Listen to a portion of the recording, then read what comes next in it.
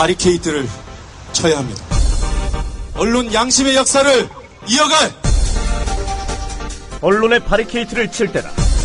YTN 해직 기자 노정면의 뉴스바.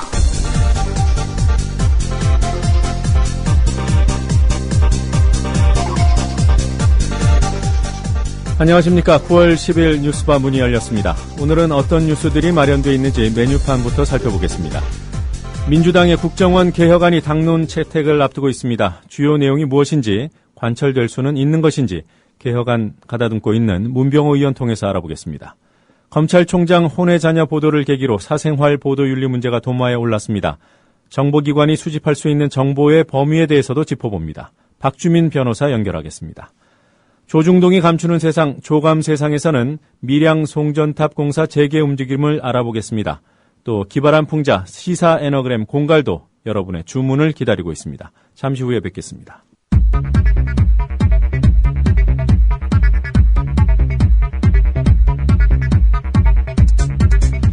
오늘 아침 눈에 들어오는 주요 뉴스들 정리해보겠습니다. 일부 언론이 통합진보당 김미우 의원을 혁명조직의 국내 총책이라고 보도하자 김 의원이 이를 적극 부인하며 법적 대응을 공언했습니다.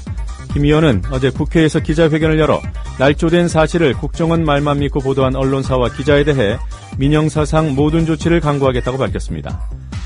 대선 직전 국정원 댓글 사건에 대한 경찰 수사가 진행될 당시 이종명 국정원 3차장과 김용판 서울청장이 한 차례 식사와 수차례 전화통화를 하며 수사 상황을 공유했던 것으로 드러났습니다. 국정원 3차장이었던 이 씨는 원세훈 전 국정원장에 대한 세 번째 공판에 출석해 이같이 증언했습니다. 전두환 씨가 미납 추징금 1,672억 원을 모두 내기로 하고 납부 계획을 장남 재국 씨를 통해 오늘 오후 발표하기로 했습니다. 납부 계획에는 전두환 씨 자녀들의 분담과 연희동 자택 매각 방안 등이 포함될 것으로 보입니다.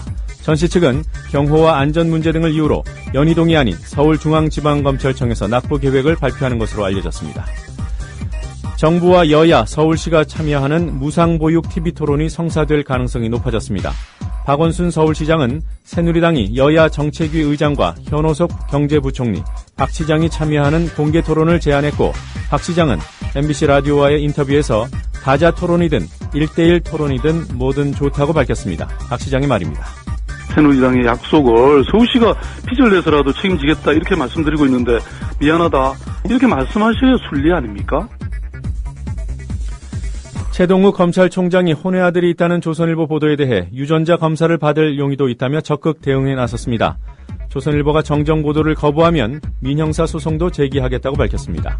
조선일보는 내연녀와 아들이 유전자 검사에 동의하지 않으면 강제할 방법이 없다며 시간 끌기용이라고 응수했습니다. 영화 천안함 프로젝트에 대한 갑작스런 상영 중단에 영화계가 진상규명위원회를 발족하며 강력히 반발하고 있습니다. 당초 보수단체의 항의를 받았다던 극장 측이 항의 전화는 있었으나 단체 차원은 아니었다고 말을 바꿈에 따라 이른바 윗선 개입 의혹도 제기되고 있습니다.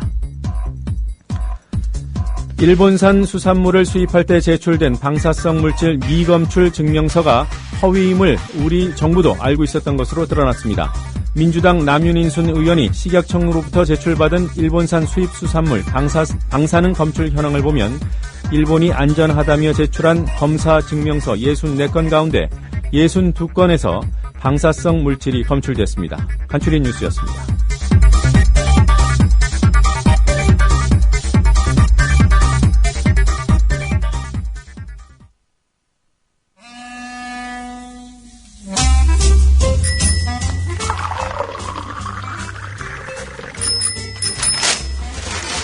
아침 신문 귀로 읽으세요. 김용민의 조간 브리핑. 네, 오늘 아침 신문들은 어떤 뉴스에 주목하고 있는지 살펴보는 김용민의 조간 브리핑 시간입니다. 오늘부터 사흘 동안 김용민 PD가 휴가인 관계로 조상훈 기자와 함께 이 시간 채워보도록 하겠습니다. 조상훈 기자 어서 오십시오. 네, 안녕하십니까. 네, 목요일까지죠? 예, 네, 사흘간인데요. 네, 잘 부탁드립니다. 예. 오늘 소개해 주실 첫 기사는 뭡니까? 먼저 중앙일보 3면으로 좀 가보겠습니다. 네. 전두환 씨 1,672억 미납 추징금 내기로 했다. 연희동 집에서 살게 해달라 이렇게 요청을 했다는 기사인데요. 네. 앞서 말씀을 하셨듯이 전두환 대통령 측이 오늘 오후 3시입니다. 서울중앙지검 현관에서 미납 추징금 1672억 원의 납부 계획과 방식 등을 공식적으로 밝힌다. 이렇게 보도가 되고 있고요. 전두환 전 대통령 측이 최근 이제 가족회의를 통해서 추징금 납부를 최종 결정했는데 네. 그 가족 간의 분담액을 중앙일보가 그래픽을 통해서 자세히 이렇게 설명을 해놨는데요. 좀 살펴보겠습니다.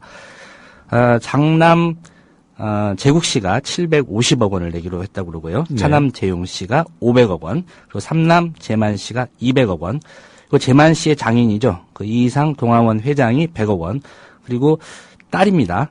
효선 씨 40억 원 이렇게 분담을 하기로 했다고 그러고요. 전두환 전 대통령이 현재 거주하고 있는 연희동 집, 이게 또 문제인데요. 전 대통령 측에서는 이제 기부 체납 또는 헌납 형태로 국가의 소유권을 넘기겠다. 대신 여생을 좀 여기서 살게 해달라. 이런 요청을 좀 한 것으로 이렇게 보도가 됐습니다. 네. 현재 검찰이 압류한 재산도 좀 관심이 가고 있는데요. 870억 원 규모다. 이렇게 중앙일보는 좀 보도를 하고 있습니다. 한 가지 지금 문제가 되고 있는 게 전두환 씨 일가가 추징금을 냈을 때 세금을 내야 되는 부분이 좀 걸려 있는 모양입니다. 네. 현행법상 양도소득세, 주민세 세율로 볼 때 그 전두환 씨 측이 전체 환수 재산의 37%가량을 이제 세금으로 내야 하는데 이와 관련해서 이제 전두환 씨 측은 양도세의 문제가 어려운 걸림돌이다. 하지만 그런 것들을 일일이 따지다 보면 때를 놓칠 가능성이 있어서 지금은 국민들께 우리의 진심을 전해드리려고 한다. 뭐 세금 문제 고려하지 않고 일단 미납 추징금 내겠다 이런 입장이고요.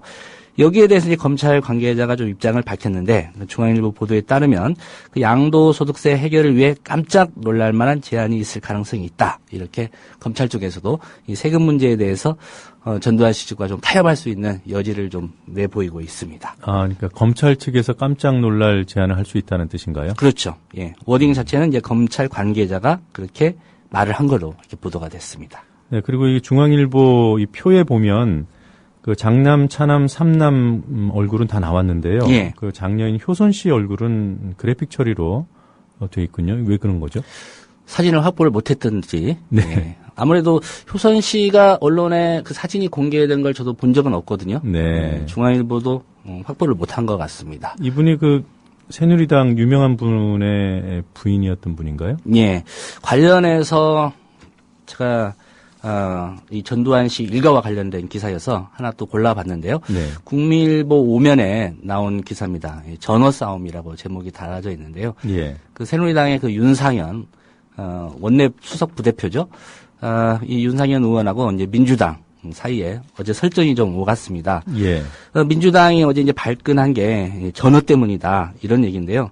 그 배경을 살펴보면 새누리당 윤상현 원내 수석 부대표가 기자 간담회에서 이제 전어를 빗대서 민주당을 공격을 했습니다. 민주당이 장애투쟁에 나선 지 한참 지났다. 가을은 전어철이다. 집 나간 며느리도 전어 냄새를 맡고 돌아온다는데 국회에서 전어 파티라도 해야 민주당이 국회로 돌아올지 답답하다. 이렇게 발언을 했습니다. 네. 이 발언이 알려지자 민주당이 가만히 있을 리가 없었는데요. 김정현 부대변인이 일단 논평을 해서 가을 전어를 들먹거리면서 야당과 야당 대표를 또다시 경박하게 희롱했다. 이런 반응을 보였고요. 좀 분이 안 풀렸던지 김관영 수석 부대변인이 거들었습니다. 여기서 이제 전두환 씨와의 관계가 나오는데요. 예. 윤 수석 부대표의 망언, 그 뿌리가 중요하다는 제목의 논평에서 윤 수석 부대표가 도대체 누구한테 정치를 배웠나? 그가 한동안 전두환 전 대통령의 사위였는데 장인을 모시면서 아나무인격 행동을 배우셨나 보다 이렇게 비판을 했습니다. 이 여야 간의 설전을 국민일보가 박스 기사로 이렇게 처리해서 보도를 했습니다. 네, 윤상현 의원이 전두환 씨 집권 시절에 청와대에서 결혼을 했죠, 아마? 저도 그런 걸로 알고 있습니다. 네, 그리고 예. 지금은 이혼 상태고요. 예. 네. 아무래도 전두환 씨 일가 얘기 나오면 윤상현 원내 수석 부대표는 꼭 거론이 좀 될 것 같습니다. 네. 다음 기사는 경향신문 일면에 난 기사인데요. 네, 대학 강의도 국정원에 신고당하는 세상이라는 헤드라인이 좀 뽑혀 있습니다.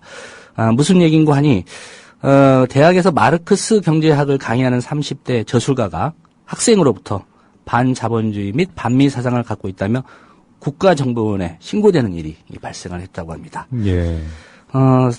내용을 살펴보면요. 경희대에서 교양 수업으로 마르크스 경제학 및 역사 유물론 등을 강의하는 임승수 씨, 38살 저술가인데요. 어제 경향신문과의 이제 인터뷰에서 이렇게 얘기를 했다고 합니다. 6일 누군가 나를 국정원에 신고했다는 말을 학교 측으로부터 들었다. 신고한 학생은 내가 자본주의를 부정하고 반미 사상을 갖고 있으며 민주노동당에서 간부로 일한 전력을 문제 삼았다. 이렇게 밝혔는데요.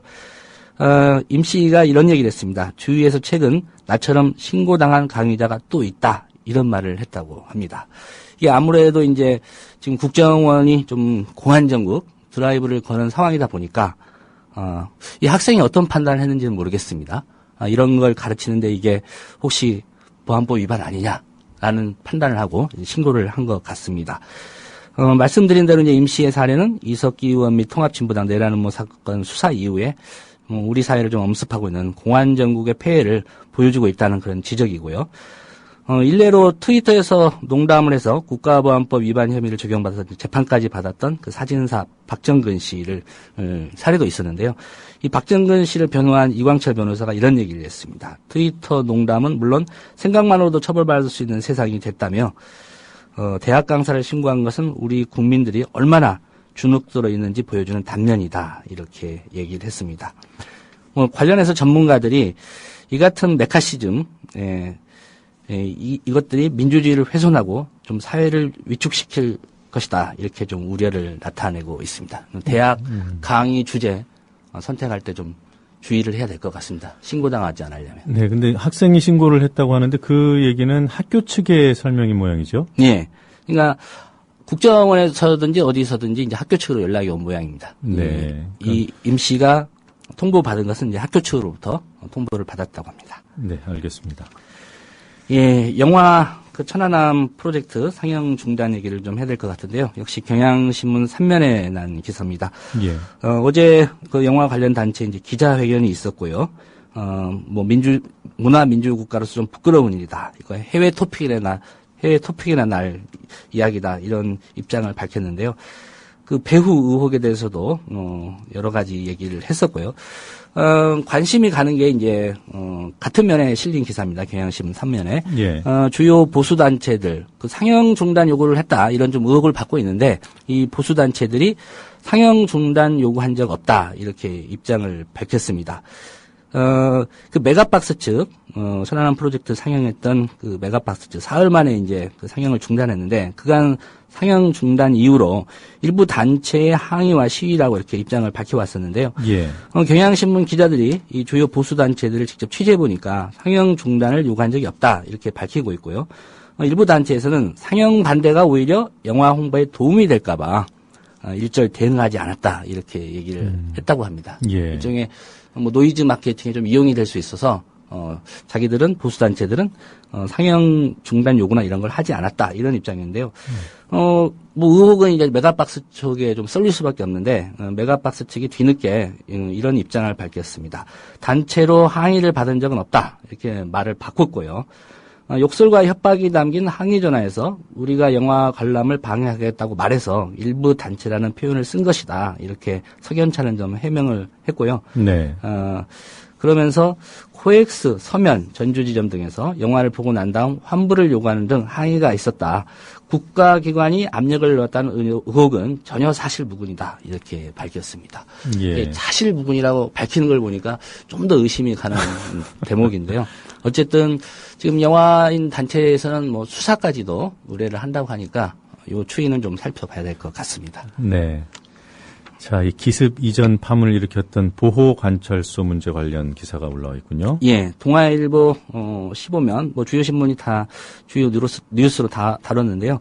어제 새누리당 그리고 법무부 긴급 당정회의까지 열 정도로 좀 주민들의 반발 거세서 좀 민감해하는 상황인 것 같습니다. 네. 법무부가 일단 보호관찰소를 옮기겠다 이렇게 분당 주민들에게 약속을 했고요. 새누리당 어제 당정회의 가졌다는 말씀 드렸는데 성남 보호관찰소를 분당구 서여현 역세권 업무용 건물로 이전했지만 어떠한 업무도 하지 않겠다고 약속을 했고요. 법무부가 또 이런 입장도 밝혔습니다. 새 입지가 정해지면 컨테이너 박스를 만들어서라도 그곳에서 여건에 맞춰 업무를 보겠다 이렇게 입장을 밝혔고요. 이런 당정의 입장이 나오기 전에 주민들이 대규모 그 시위도 하고요. 또 어제였죠. 보호관찰소 앞에서 그 직원들의 출입로를 막고 직원들 출근까지 저지를 했습니다. 네. 어제 모인 그 학부모만 경찰 출산으로 2,100여 명이라고 하니까요. 상당히 많은 숫자가 모인 것 같고요. 성남 보호관찰소, 당초에는 성남시 수정구 수진 이동에 있었는데요. 4일 새벽에 서현동 서현역 인근 건물로 전격 이전을 했습니다. 수진 이동의 건물 임차 기간이 이제 지난달 18일로 만료됐기 때문에 이전을 했다 이런 입장인데요. 수진 이동에 있던 주민들 2011년부터 이전을 촉구해왔고요. 70여 회 집회를 열었습니다. 그러니까 수진 이동에 있을 때부터 주민들이 좀 옮겨라 나가라 이런 얘기를 해왔었고요. 이제 옮겨온 곳에서 또 주민들이 반발을 한 거죠. 어쨌든 왜 새벽에 이렇게 이사를 했을까 의문이었는데 뭐 뻔합니다. 예, 주민들 반발이 있을까 봐서 밤새 몰래 이사를 했던 거죠. 네. 예. 자, 이 기사 보면요. 그 주민들 반대에도 불구하고 몰래 이런 조치를 취한 거 아닙니까? 그렇죠. 이런 본질에서 보면 강정 해군기지 문제나 밀양 송전탑 이런 사안들하고 같아요. 근데 왜 도시만 해결되고 뭐 강정이나 밀양은 해결되지 않는가 이런 생각들을 하시는 분들이 좀 있을 텐데 정부도 그리고 또 우리 시민 여러분들도 강정 문제, 밀양 문제에도 좀 관심을 기울여 주시기 바랍니다. 예, 맞습니다. 특히 새누리당 의원이 아마 이쪽에 지역구를 갖고 있는 것 같아요. 그래서 긴급 당정회의가 그래서 열린 것 같고요. 네, 동아일보 기사를 하나 더 살펴보겠습니다. 네. 오면 종합면에 나온 기사인데요. 재보선이 50일 앞으로 다가왔는데 대법원이 의원 6명 선고를 미뤄서 대진표가 캄캄하다 이런 기사입니다. 이 다음 달 31일 그 재보궐선거가 치러지는데요. 예. 이게 재보궐선거 일정이 확정이 되려면 이달 말까지는 그 선거법 위반이라든가 어떤 재판 중인 그 의원들에 대한 판결이 완료가 돼야 된다고 합니다. 그런데 예. 지금까지 선거구 재보선을 할 수 있도록 재판이 확정된 곳은 이제 두 곳에 불과한데요. 김영태 의원이었죠. 무소속 경북 포항남 울릉. 이제 김영태 의원이 이제 7월 징역에 1년 집행유예 2년 이게 확정되면서 의원직을 상실해서 여기서는 선거를 치르기로 이게 결정이 됐고요. 예. 얼마 전에 이제 폐암으로 별세한 그 고위선 새누리당 의원의 그 지역구 경기 화성갑도 선거를 치르기로 이렇게 확정이 됐습니다. 예. 대법원이 이제 판결 3개월 시한 항소심을 석 달 안에 판결해야 되는데 이 3개월 시한을 넘긴 곳이 꽤 여러 곳 되는데요. 경북 구미갑 현재 새누리당 그 심학봉 의원이 그 지역구 의원으로 되어 있는데요. 2월 항소심에서 벌금 300만 원 선고받았습니다. 근데 아직 네. 확정이 안 된 거고요. 그다음에 새누리당 이재영 의원의 그 지역구죠. 경기 평택을 3월 항소심에서 징역 1년, 집행유예 2년 선고받았는데 여기도 아직 대법원 판결이 시한을 넘겨서 확정이 안 된 곳이고요. 네. 또 안덕수 새누리당 의원이 있는 인천 서강화을 여기도 마찬가지입니다. 그리고 충남 서산태안의 새누리당 성완종 의원의 그 지역구 5월 항소심에서 벌금 500만 원 선고받았고요. 예. 또 민주당 의원이죠. 신장영 의원의 경기 수원을 5월 항소심에서 벌금 300만 원 선고받았는데 확정이 안 됐고요. 그리고 네. 전북 전주 안산을입니다. 이상직 의원 5월 항소심에서 벌금 300만 원 선고받았고요. 근데 말씀드린 대로 3개월 대법원 판결 시한을 넘겨서 아직 확정이 안 돼 있어서 10월 재보궐선거가 정말 어떻게 될지 네. 깜깜이라는 표현이 맞을 것 같고요. 야권 일각에서 이런 좀 지적을 했습니다. 동아일보 기사에 나와 있는 내용인데요. 재보선이 박근혜 정부 중간 시험대로 비치는 것에 대한 우려 때문에 여당이 법원에 재판을 늦게 해달라고 요청한 것 아니냐 이런 얘기가 야권 일각에서 좀 나오고 있다고 합니다. 네, 뭐 요청을 했는지는 아직은 알 수 없겠습니다만 예.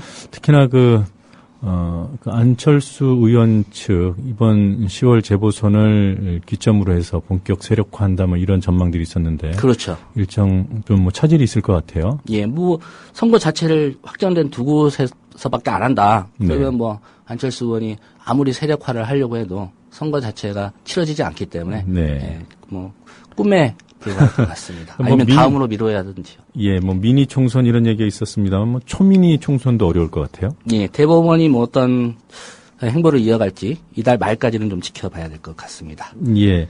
아로 혁명 조직. 예, 오늘 뭐 주요 서울신문 단독으로 보도가 된 내용인데요. 서울신문 일면에 난 기사입니다. 통합진보당 김미 의원도 아로 국내 총책이다. 이렇게 워딩이 달려 있고요. 이게 공안당국의 이제 워딩인 것 같습니다.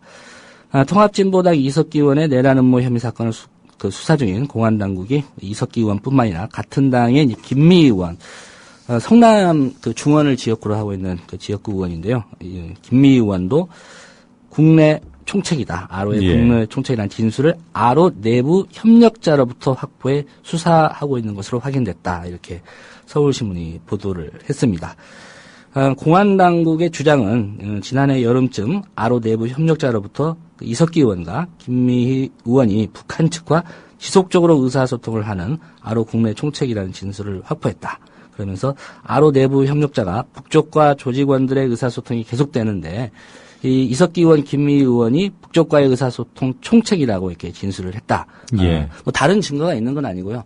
내부 협력자라는 사람이 이렇게 말을 했다라는 게 이제 공안당국의 입장입니다. 네, 그러니까 이 기사의 근거가 오로지 국정원의 얘기에 의존하고 있습니다. 네, 그리고 이제 국정원이 주장하는 거는 그 내부 협력자가 이렇게 말을 했다. 이 사람이 얘기한 걸 저 사람이 전달해주고 그것을 신문사가 일면 기사의 근거로 삼았다. 예. 뭐 김 의원 입장에서는 좀 황당하다 이런 입장을 밝힌 것 같은데요. 어제 그 입장을 밝혔습니다. 김 의원 입장을 좀 소개를 해드리면요. 전혀 사실 무근이며 100% 날조된 거짓말이다. 네. 그리고 홍성규 진보당 대변인도 입장을 밝혔는데 소환장에 온 것도 아닌데 벌써부터 어디선가 흘러나오는 내용을 언론에서 받아쓰고 있다. 관계자라는 이름 아래 어떤 근거도 되지 못하고 있다. 이렇게 반발을 했습니다. 서울신문 어제 일면도 그 공중전화 삼각 커넥션. 예. 좀 어떻게 보면 좀 이해하기 어렵습니다만. 뭐 북으로 직접 전화를 하는 건 아니겠지만 간첩 공중전화 이제 잘 살펴봐야 될 것 같습니다. 혹시 간첩이 아닌지. 예. 요새 공중전화 잘 안 쓰거든요, 사실. 뭐 공안당국이 확인했다는 것은 미국에 있는 사람하고 전화를 했다는 거죠. 그렇죠. 예. 그런데 그 미국에서 전화 받은 사람이 다시 이제 북하고 연결을 뭐 주고받았다. 북 또는 중국과. 예. 네. 조심해야겠습니다. 예. 공중전화 주변에 가지 마십시오. 네, 조선일보와 최동욱 총장, 예. 검찰총장 간의 이 공방이 뜨겁습니다. 예, 새 신문의 좀 보도 기류를 좀 점검을 해보겠는데요. 먼저 동아일보 기사를 보겠습니다. 12면 어제 그 최동욱 총장이 조선일보에 이제 정정보도 청구한 내용을 이제 스트레이트로 좀 드라이하게 썼습니다. 예. 조선일보를 상대로 9일 정정보도를 청구했다. 정정보도 청구서는 이날 오후, 그러니까 어제 오후죠. 6시경 조선 측에 전달됐다. 조선이 6일 처음 의혹을 제기한 지 3일 만에 공식적으로 정면 대응 방침을 밝힌 것이다. 이 조중동은 일보라는 말 잘 안 씁니다. 서로 부를 때. 네. 조선 측, 뭐 동아 측, 중앙 네. 측 이렇게 뭐 자존심인지 모르겠지만 그렇게 부르더라고요. 최 총장이 어제 유전자 검사라도 할 용의가 있다. 이른 시일 안에 조선일보가 정정보도를 하지 않으면 추가 조치도 검토하겠다. 이렇게 얘기를 했고요. 네. 대검 관계자가 또 이런 얘기를 했습니다. 6일 최초 의혹 보도 당시 조선 측에 입장을 전하기 위해 여러 차례 연락을 취했으나 어제까지 이제 조선 측 연락도 받지 않았고 총장 입장에 대한 확인도 구해오지 않았다. 이런 설명을 했고요. 이 기사를 다룬 조선일보의 지면을 한번 보겠습니다. 신면에 이제 기사를 실었는데요. 예. 최 총장 유전자 검사용이 실현 가능성 불투명 이렇게 제목을 뽑았습니다. 예. 예. 한국일보 내용은 어떻습니까?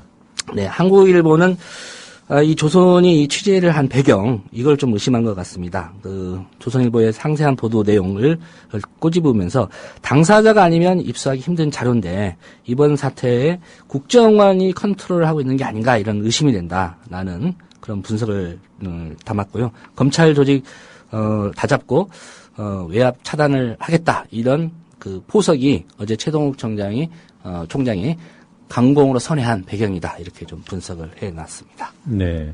아까 조선일보는 좀 시간 때문에 잠깐 좀 설명이 좀 부족한 것 같은데 실현 가능성 불투명하다 이 얘기가 무슨 뜻이죠? 예, 일단은 이런 입장입니다. 뭐 유전자 검사를 하겠다고 했지만 네. 최군이 오겠느냐 네. 뭐 이런 입장이고요. 그 그러니까 대외적인 좀 선전 효과는 클지 몰라도 실질적으로는 불가능에 가까운 시간 끌기다. 이런 네. 견해, 그 법조계의 좀 견해를 보도를 하면서 최 총장이 정정 보도를 요구하려면 자신이 아이의 아버지가 아니라는 점을 구체적으로 밝히는 게 먼저다. 그러니까 입증 책임이 이 보도가 허위라는 입증 책임이 최 총장이 본인에게 있다라는 그런 주장을 좀 하고 있습니다. 네. 자, 이제 마쳐야 될 시간입니다. 오늘 선정된 노래 뭡니까? 오늘 선정된 노래는 그 최동욱 총장을 둘러싼 조선일보, 둘 중에 하나는 분명 거짓말을 하고 있거든요. 네. 그래서 김추자의 거짓말이야. 좀 올드한 노래 같은데, 선정해 봤습니다. 네. 김추자의 거짓말이야 들으면서 조간 브리핑 마무리하겠습니다.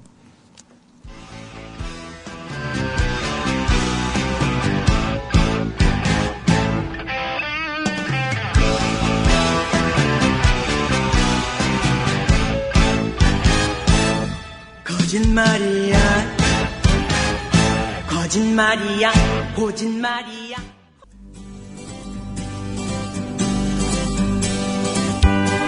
막간 퀴즈입니다. 전 세계 12억 가톨릭의 수장인 프란치스코 교황이 전쟁을 두고 무기를 팔아먹기 위한 것인지 의심이 든다고 했습니다. È una guerra commerciale per vendere queste armi nel commercio illegale? 프란치스코 교황에 대한 설명으로 틀린 것을 골라주세요. 1번 아메리카 대륙 첫 번째 교황이다. 2번 예수 회원으로서 첫 번째 교황이다. 3번 프란치스코는 중세 이탈리아의 유명한 성인 이름이다. 4번 직전 교황은 요한 바오로 2세다. 정답을 아는 분은 지금 팟빵 게시판에 정답과 함께 이메일 주소를 알려주세요. 맞춘 분 3분을 골라 기념 음반을 선물로 보내드립니다.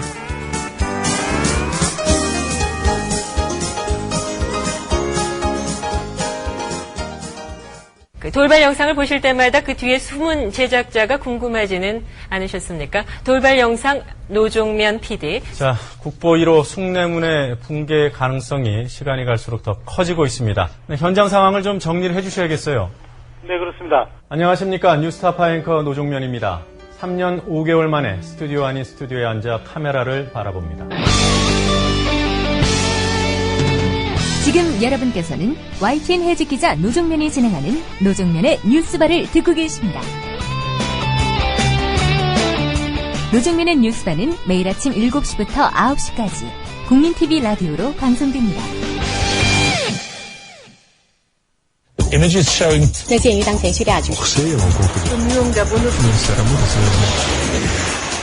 국제뉴스 한반도 정세를 한눈에 황준호의 월드 리뷰.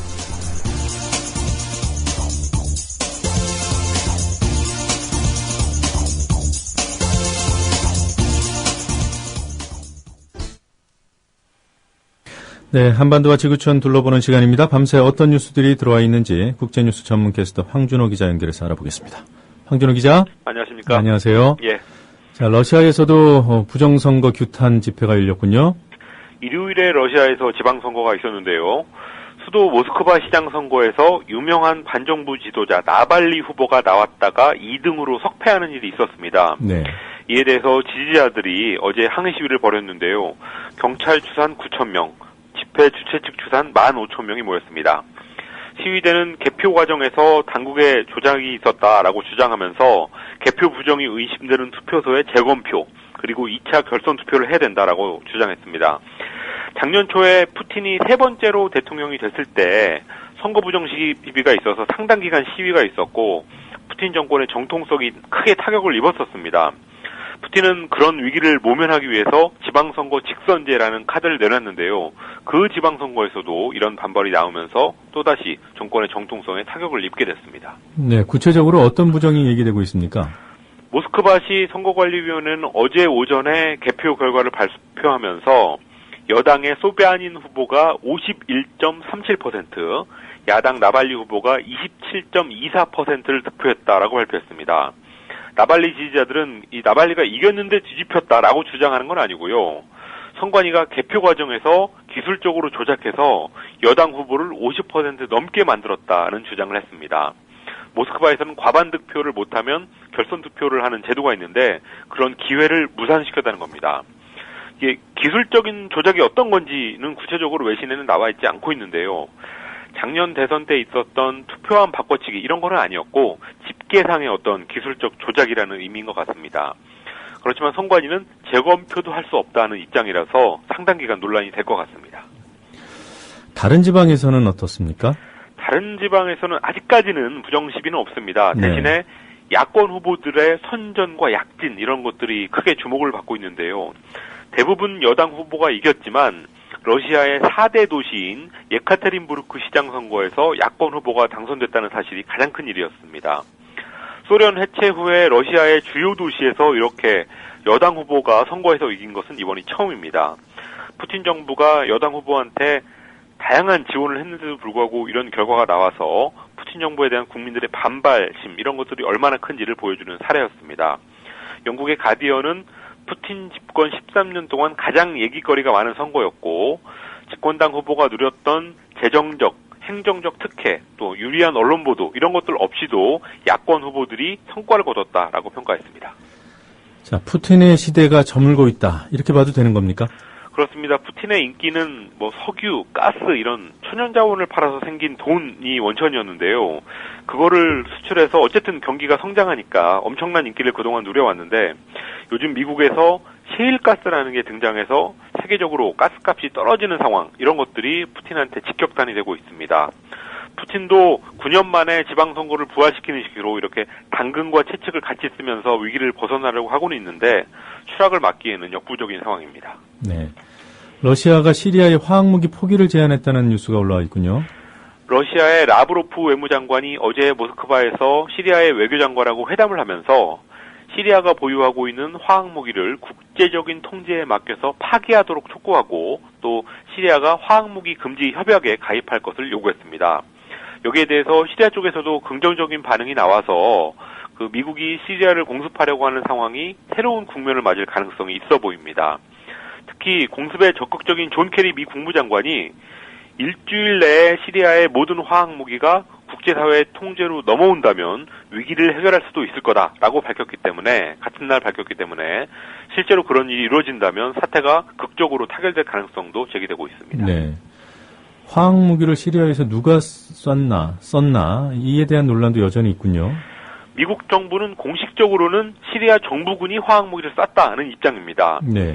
그렇지만 데니스 맥도너 백악관 비서실장이 일요일에 조금 이상한 얘기를 했습니다. 화학무기 공격에 시리아 대통령이 관여했다는 논박할 수 없는 증거가 있다는 건 아니다 라고 하면서도 그런 정보와 상관없이 상식적인 판단이 시리아 정부의 책임을 드러낸다라고 말했습니다. 그러니까 정황상 시리아 정부군이 쏜 걸로 판단한다라는 뜻이었습니다. 그리고 독일 정보기관 BND도 시리아 정부군 관계자 사이에 통화를 감청해 보니까 아사드 대통령이 화학무기 사용에 직접 관여하지 않은 사실을 확인했다라고 네. 독일의 빌트암 존타크라는 신문이 보도했습니다. 가디언은 이런 보고와 보도들을 보면 아사드 대통령이 정보기구라든지 안보기구를 완전히 장악하지 못하고 있다는 의혹이 커지고 있고 미국 정부의 공습 정당화 노력도 더 복잡해졌다라고 평가했습니다. 이런 상황이 미국 의회 공습 표결에도 영향을 주겠군요. 그럴 것 같습니다. 지금 미국 의회가 정부의 시리아 공습에 대한 승인을 논의하고 있는데요. 여전히 부결될 가능성이 높습니다. 상원 표결은 아마 내일 있을 예정인데 워싱턴 포스트가 일요일에 집계한 걸 보면은 상원 100석에서 군사 개입에 명시적으로 찬성하는 의원은 25명밖에 안 됩니다. 그리고 하원은 아마 다음 주 초쯤에 표결할 것 같은데요. 상황이 더 안 좋습니다. 그러다 보니까 하원의 민주당 의원들 일부가 부결을 염두에 둔 발언까지 지금 하고 있고요. 또 부결되기 전에 정부가 결의안을 자진 철회하는 게 낫겠다 이런 목소리까지 나왔습니다. 오바마 정부로서도 엄청난 정치적 위기 상황인데요.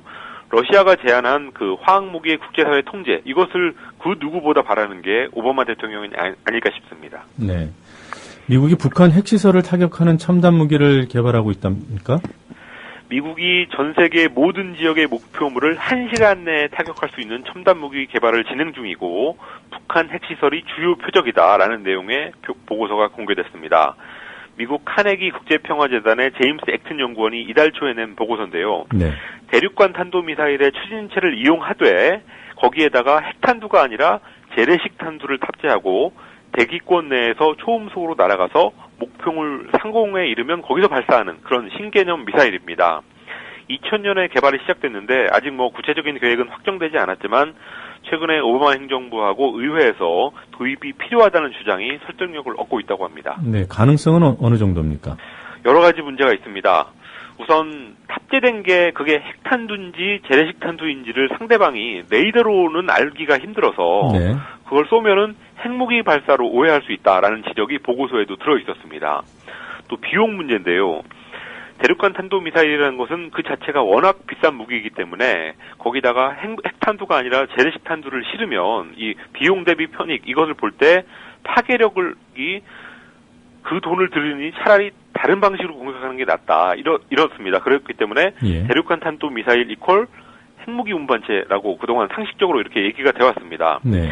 그런데 이번에 나온 신개념 미사일은 신속한 핵시설 타격이라는 장점은 있지만 비용에 관한 기존의 상식을 깨는 거라서 과연 얼마나 많은 돈이 들어갈지 상상이 안 되는 상황입니다. 그러다 보니까 과거의 스타워즈 계획이라든지 아니면 MD 계획처럼 이 국방 예산 삭감 시대에 미국의 군수 산업이 내놓은 또 하나의 생존 카드가 아니냐 이런 의심을 살 걸로 보입니다. 네, 오늘은 여기까지 듣도록 하겠습니다. 지금까지 황준호 기자였습니다. 수고하셨습니다. 감사합니다. 권력에 장악당한 방송들의 대통령 띄워주기. 거의 말기 현상인 듯 보입니다. 이번 해외 순방에서도 박근혜 대통령의 문화 외교가 빛을 발하고 있습니다. 우리 문화의 아름다움을 알리고 상대국 문화에 대해서는 깊은 존중을 표하면서 그 나라 국민들에게 친밀하게 다가서고 있습니다. 상대 문화를 존중하면 우리도 대접받는다는 고려대 교수의 하나마나한 멘트도 눈꼴 사납습니다. 자연스럽게 문화를 통해서 그러면서 우리가 더 대접을 받고 또 경제협력도 더 잘할 수 있고. 콕콕 짚어야 할 뉴스의 주제는 박근혜 대통령 패션입니다. 많은 뉴스 중에서 콕콕 짚고 넘어야 할 부분을 골라서 살펴보는 코너입니다. 박근혜 대통령의 깜짝 워킹 보셨습니까? 이번 베트남 방문 행사 중 한복 아오자이 패션쇼가 있었는데 직접 무대에 올라 워킹을 선보였습니다. 한복은 우리 문화유산의 정수라고 얘기하는 박근혜 대통령. 국민의 마음과 정신을 담은 문화외교로 세계 속의 한국을 새롭게 알려나가고 있습니다. 원세훈 재판 기사는 KBS와 MBC에서 찾아볼 수 없습니다. 이런 뉴스가 더 심해지면 어떻게 될까요? 50 시절 뉴스처럼 될지 모릅니다. 함께 하시지요. 아직 대통령이 탑승하신 탑승기의 모습은 보이지 않고 있습니다. 이제 비행기의 모습이 보이고 있습니다. 대통령 일행이 탑승한 특별기 공항 활주로 동남 방향에서 서서히 기술을 아래로 향하고 있습니다. 이제 착륙할 순간입니다. 서서히 기술을 아래로 향한 채 타치다운하기 직전입니다. 이제 착륙할 순간입니다. 만면의 미소를 띠고 계신 대통령 네 분. 대통령께서는 오랜 가뭄 끝에 이강토의 단비를 내리게 하고 떠나시더니 돌아오시는 오늘은 지루한 장마 끝에 남국의 화사한 햇빛을 안고 귀국하셨습니다. 아마 하느님도 우리를 도우심이 아닌가 생각됩니다. 서울보다도 더 추운 겨울에 어느 날 오후에 찾아든 우리 대통령의 풍성한 웃음에 팔을 휘저으며 태극기를 흔드는 꼬마들은 그만 추위를 잊고 말았다. 13년 만에 우리 대통령이 미국 대통령을 찾아가는 나들이. 오늘 이 프로그램의 제목을 위대한 여정이라 붙여본다. 세계를 향한 그의 정치 철학이 곳곳에서 증가되는 여정이었기에 열하루 대통령의 여정을 위대함으로 표기하려 하는 것이다. 해외 순방 한 번에 아시아에, 그 다음엔 순식간에 세계적 지도자로 등극했다. 이번 아시안 5개국 순방을 통해서 한국의 지도자에서 이제는 아시아의 강력한 새 지도자로 부각되셨습니다. 태평양 연안국들의 결속과 협력을 강조한 우리 대통령의 모습에서 이제 세계 지도자로서의 면모를 넉넉하게 느끼게 된다. 서민 속의 지도자는 이제 세계 속의 지도자로 부상했습니다.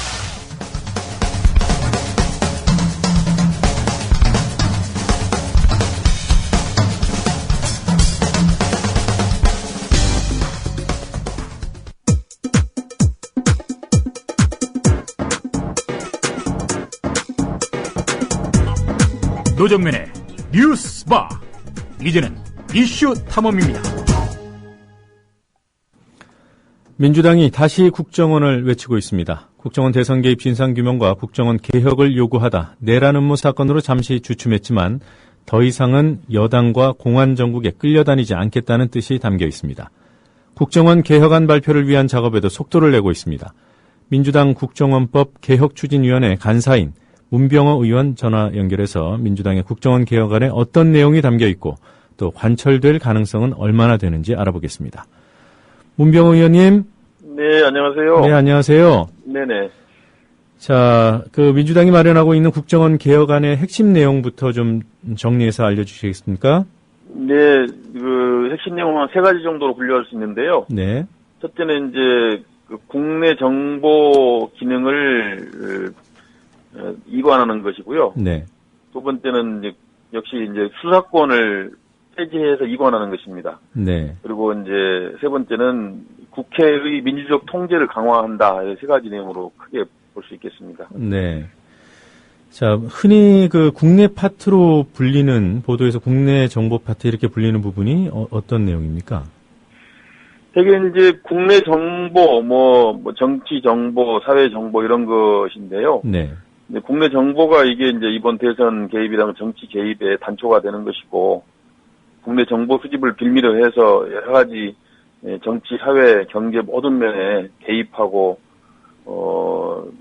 거기에 뭔가 국정원이 좀 업무 외의 다른 일을 할 수 있는 소지를 주기 때문에, 네. 그렇기 때문에 국내 정보 기능은 이제 떼서 각 부처나 기관들이 맡으면 된다 생각하고 있습니다. 미국 같은 경우도 지금 정보를 다루는 기관이 10군데가 넘습니다. 예. 그래서 서로 이렇게 정보기관을 분산시켜가지고 서로 견제와 균형도 이루어야 되고, 그래야만이 또 정보가 정확하게 수집되고, 관리가 됩니다. 그렇지 않으면 또 특정 기관이 모든 걸 독점하게 되면 결국 그것을 오남용할 수 있는 그런 소지가 있는 것이죠. 네. 그래서 이제 가능하면 이제 해외 정보하고 북한 정보는, 국정원 이름은 제가 이제 통일 해외 정보원이라고 했습니다만 거기서 다루고, 국내 정보는 이제 각 관련 기관으로 이렇게 분산시키는 방향으로 계획안을 마련하고 있습니다. 그러니까 검찰이나 경찰, 기무사 등으로 국내 정보 수집 기능은 옮겨야 된다 이런 뜻이군요. 그렇지. 거기도 검경도 그렇고 또 지금 검경에도 지금 정보 파트가 있습니다. 그리고 네. 예를 들어 산업정보는 산업통상부에서 하는 것이고요. 네. 또 각종 기관마다 필요한 만큼의 정보 수집을 하고 있습니다. 현재도. 네. 그래서 그런 기능들을 적절하게 분산시키는 것이 앞으로 이제 정보기관의 민주성에 도움이 된다라고 생각하고 있습니다. 지금 말씀하신 대로 다른 유관 단체, 기구나 수사기관에서 국내 정보 수집을 이미 하고 있는데, 네네. 국정원의 국내 정보 수집과 어떻게 다른 거죠? 국정원의 수집 범위 어떻게 이해하면 됩니까? 국정원은 지금 모든 국가 모든 분야에 대해서 정보권을 독점하고 있기 때문에 네. 폐해가 생기는 것이죠. 그러니까 원래 권력기관은 특히 이제 권력 권한을 분산해줘야 됩니다. 그래야만 이 견제와 균형을 이루고 투명성도 확보가 되는 것이고, 네.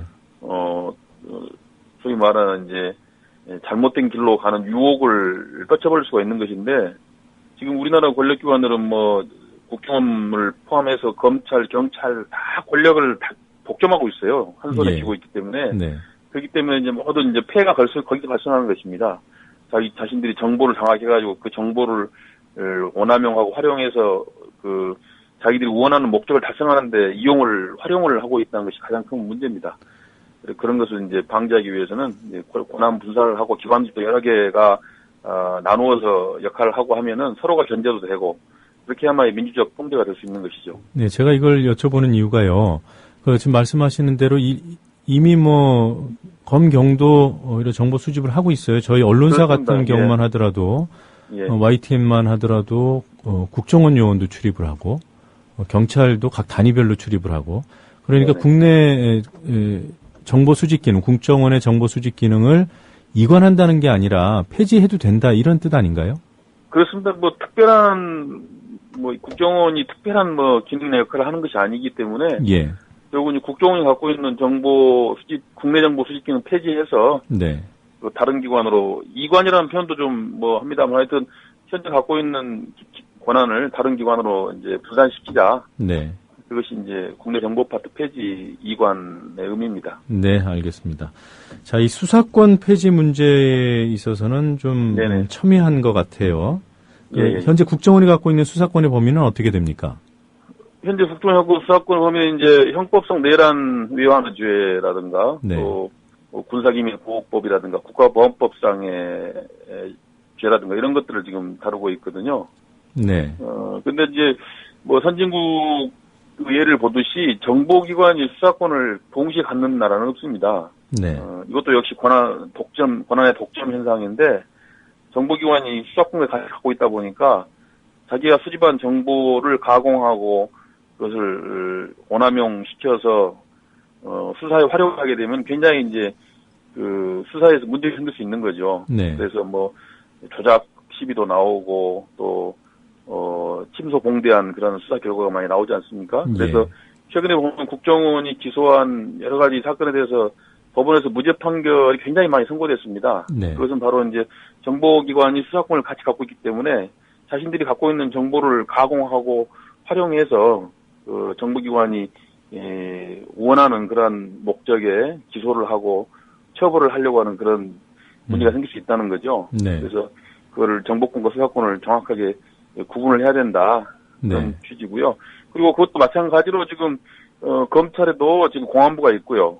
또 경찰에도 뭐 대공 수사국 같은 걸 하나 신설을 해서 우리 국민들이 우려하는 그런 수사를 하게 되면 전혀 문제가 없고 또 국정원에서 전문성을 가진 수사 요원들이 뭐 그런 경찰 쪽으로 뭐 소속기관 옮겨서 일을 해도 되는 것이고요. 얼마든지 저는 국가적으로 문제가 없다고 생각합니다. 그러니까 민주당 입장은 그 대공 분야를 포함한 모든 수사권을 없애자 이런 입장인 거군요. 그렇습니다. 예. 수사권은 원칙적으로 정보기관이 수사권을 갖는 것은 민주적인 원리에 맞지 않다. 네. 저희 생각이고요. 예. 그전에도 민주당 내에 일부 반론이 있었던 것으로 아는데 그 부분은 다 정리가 된 겁니까?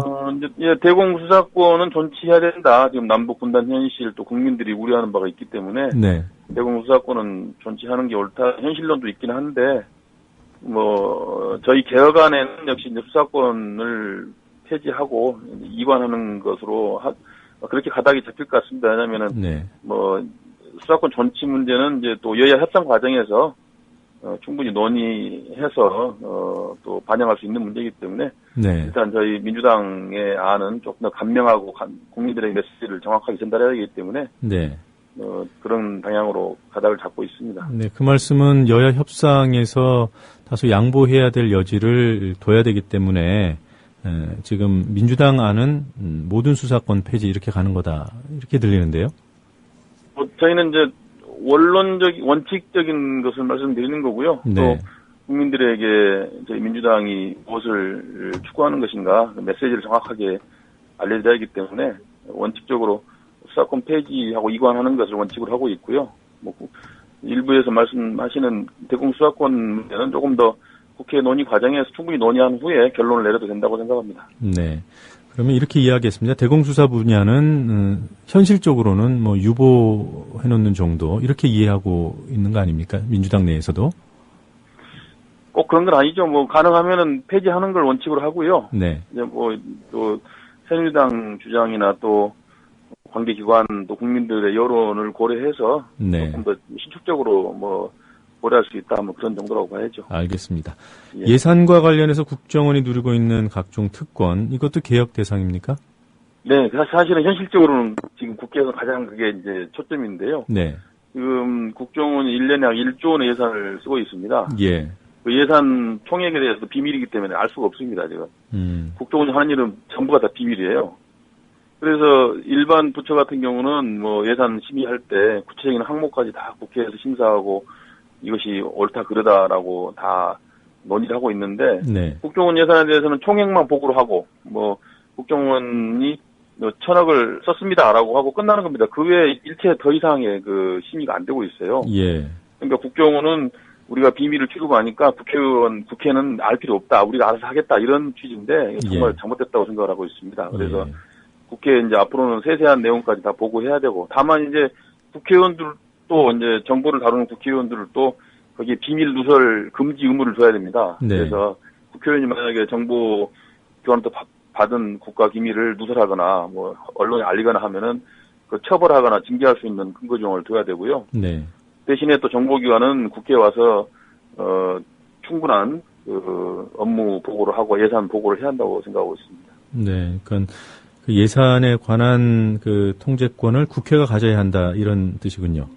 그렇습니다. 지금도 뭐 법에 국회가 심사하게 되어 있긴 한데 네. 이거는 완전 형식적이고 거칠해 아무 뭐 내용도 없는 총액만 보고하고 그냥 끝나는 그런 식의 그 의미 없는 심사이기 때문에 이것을 예. 실질화해야 된다는 것이 이번 개혁안의 내용입니다. 그러면 국정원의 특수성은 전혀 고려가 안 되는 겁니까? 특수성 물론 고려해야죠. 당연히 고려해야 되는데 네. 그 일반적인 경우 일반적인 부처 감독 정도 수준에서 하고 네. 특수적인 것도 충분히 고려해 드려야 되겠죠. 예를 들어서 국방부에도 국가 기밀이 많이 있습니다. 국방 비밀 기밀이 네. 뭐 우리나라가 어떤 무기를 얼마나 갖고 있고 어디에 배치되어 있는 그런 거 다 국방 비밀 아니겠습니까? 네. 국방위에서도 우리가 다룰 때 그래서 그런 부분 충분히 비공개로 하고 양해를 구해서 다 속기록에도 기재를 하지 않고 비밀 이렇게 비공개로 하는 그러한 시스템이 운영되고 있거든요. 예. 그러니까 정보기관에 대해서도 우리가 뭐 당연히 비밀스러운 그런 정보 활동에 대해서는 당연히 이것은 비공개로 하고 또 그 비밀로 우리가 인정해주고 충분한 활동할 수 있도록 해줘야죠. 네, 알겠습니다. 네. 자, 지난 국정원 국정조사 때요, 그 국정원 요원인 김하영 씨 등을 위해서 그 가림막이 등장하지 않았습니까? 네네. 네, 이걸 계기로 국정원 직원에 대한 특별 대우를 우리 국민들이 좀 구체적으로 인식하게 된 것 같아요. 네. 네, 국정원 직원들이 받고 있는 각종 특혜, 이것도 개혁 대상이죠. 그렇습니다. 이번에 그 국정조사에서 가림막 증언을 했는데, 네. 근데 이번에 이제 아이러니컬하게도 이석기 의원 집행할 때는 그 국정원 직원들 얼굴이 수십 명이 다 드러났어요. 네. 그래서 국정원이 자기들의 자신들의 조직에 대한 공격을 보호하기 위해서는 가림막을 치고 자신들이 원하는 목적을 달성하기 위해서는 다 공개하는 이런 네. 이중적인 행태를 보였다. 네, 그런 비난 다 마땅하고요. 역시 이제 국정원에 이런 여러 가지 특혜들이 있습니다. 무슨 국정원 직원을 구속할 때는 사전에 원장한테 통보를 해야 한다거나 또 증언이나 진술을 할 때는 국정원장 허가를 받아야 한다거나 이런 여러 가지 일반 공무원에 비해서 많은 특혜가 있기 때문에 그런 부분들도 최소화 꼭 축소시켜 나가야 된다. 그래서 일반 공무원과 똑같은 그런 위상으로 대우를 하되 다만 이제 비밀을 취급하는 정보기관이라는 그런 특수성 정도는 인정해주는 그런 정도에서 시스템 개혁이 돼야 될 것 같습니다. 네. 자, 앞으로 이 민주당 개혁안이 어떤 절차를 밟게 되나요?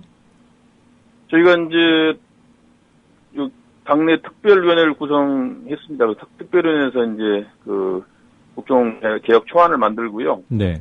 그것을 이제 최고위 보고를 하고 또 의총을 거쳐서 이제 당론을 확정을 한 다음에 국회에 이제 법안을 제출해야 되겠죠. 네. 제출하고 이제 앞으로 이제 국정원 개혁 특위가 혹시 만들어진다면 그 개혁 특위에서 논의를 통해서 이제 입법화를 해야 되겠죠. 네. 그러니까 지금 말씀해주신 국정원 개혁안의 골격이 다 최종안에도 들어갈 것으로 보시는 거죠? 네, 방금 말씀드린 아마 큰 방향에서는 그런 방향으로 아마 가닥이 잡힐 것으로 보고요. 네. 또 이제 여야 논의 과정에서 탄력적으로 여러 가지 논의가 많이 될 것으로 예상하고 있습니다. 예, 끝으로 한 가지만 더 여쭤보겠습니다. 국정원의 이른바 셀프 개혁안, 들으신 네. 정보가 있습니까? 그 내용이 뭔지? 특별한 것은 없고요. 기관원 파견을 금지한다 그런 정도를 지금 예상하고 있다고 돼 있는데 그것도 아직 불확실한 것 같습니다. 네. 국정원은 셀프 회계라고 해서 거의 개선할 생각이 없는 것 같고요. 그냥 눈가림식으로 신용만 내지 않을까 그렇게 보고 있고요. 이번에 민주당에서 내세운 안이 정확하게 국정원을 개혁하고 시스템을 바꾸는 안이기 때문에 반드시 관철이 돼야 할 것 같습니다. 네, 알겠습니다. 여기까지 듣도록 하겠습니다. 이른 시각에 인터뷰 응해 주셔서 고맙습니다. 예, 고맙습니다. 네, 지금까지 문병호 의원이었습니다.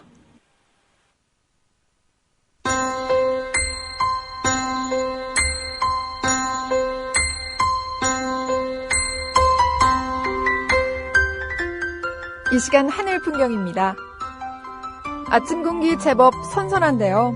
오늘은 한낮 동안에도 선선하겠습니다. 현재 서울의 기온은 21도로 낮에도 기온이 크게 오르지 않고 25도에 머물겠습니다. 어제보다는 1.5도가량 떨어지겠습니다. 오늘 중부지방에서 적은 양의 가을비 소식이 있습니다. 그 밖에 전라도 지방에서도 산발적으로 빗방울이 살짝 떨어지는 곳이 있겠습니다. 또 먹구름이 잔뜩 끼면서 해를 보기 어렵겠는데요. 그래서 어제보다 더 선선하게 느껴지겠습니다. 현재 기온은 서울 21도, 청주 20.5도, 전주 20.2도입니다. 낮 기온은 서울 25도, 춘천 26도, 광주 28도, 대구 29도로 어제보다 1도에서 4도가량 떨어지겠습니다. 이번 주는 비 소식이 잦은데요. 내일은 전국에서 비가 오겠고 금요일 중부지방을 시작으로 토요일에도 전국에 비가 오는 곳이 많겠습니다. 현재 서울 기온 21도입니다. 이 시간 하늘 풍경이었습니다.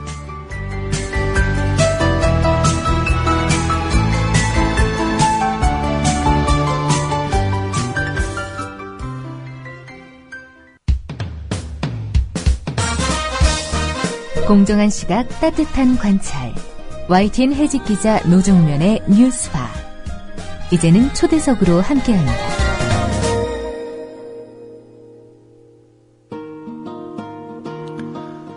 혼외 아들이 있다고 보도한 조선일보를 향해 최동욱 검찰총장이 초강수를 들고 나왔습니다. 조선일보의 정정보도를 요구하면서 친자 여부를 가리는 유전자 감식에도 응할 용의가 있다는 입장입니다.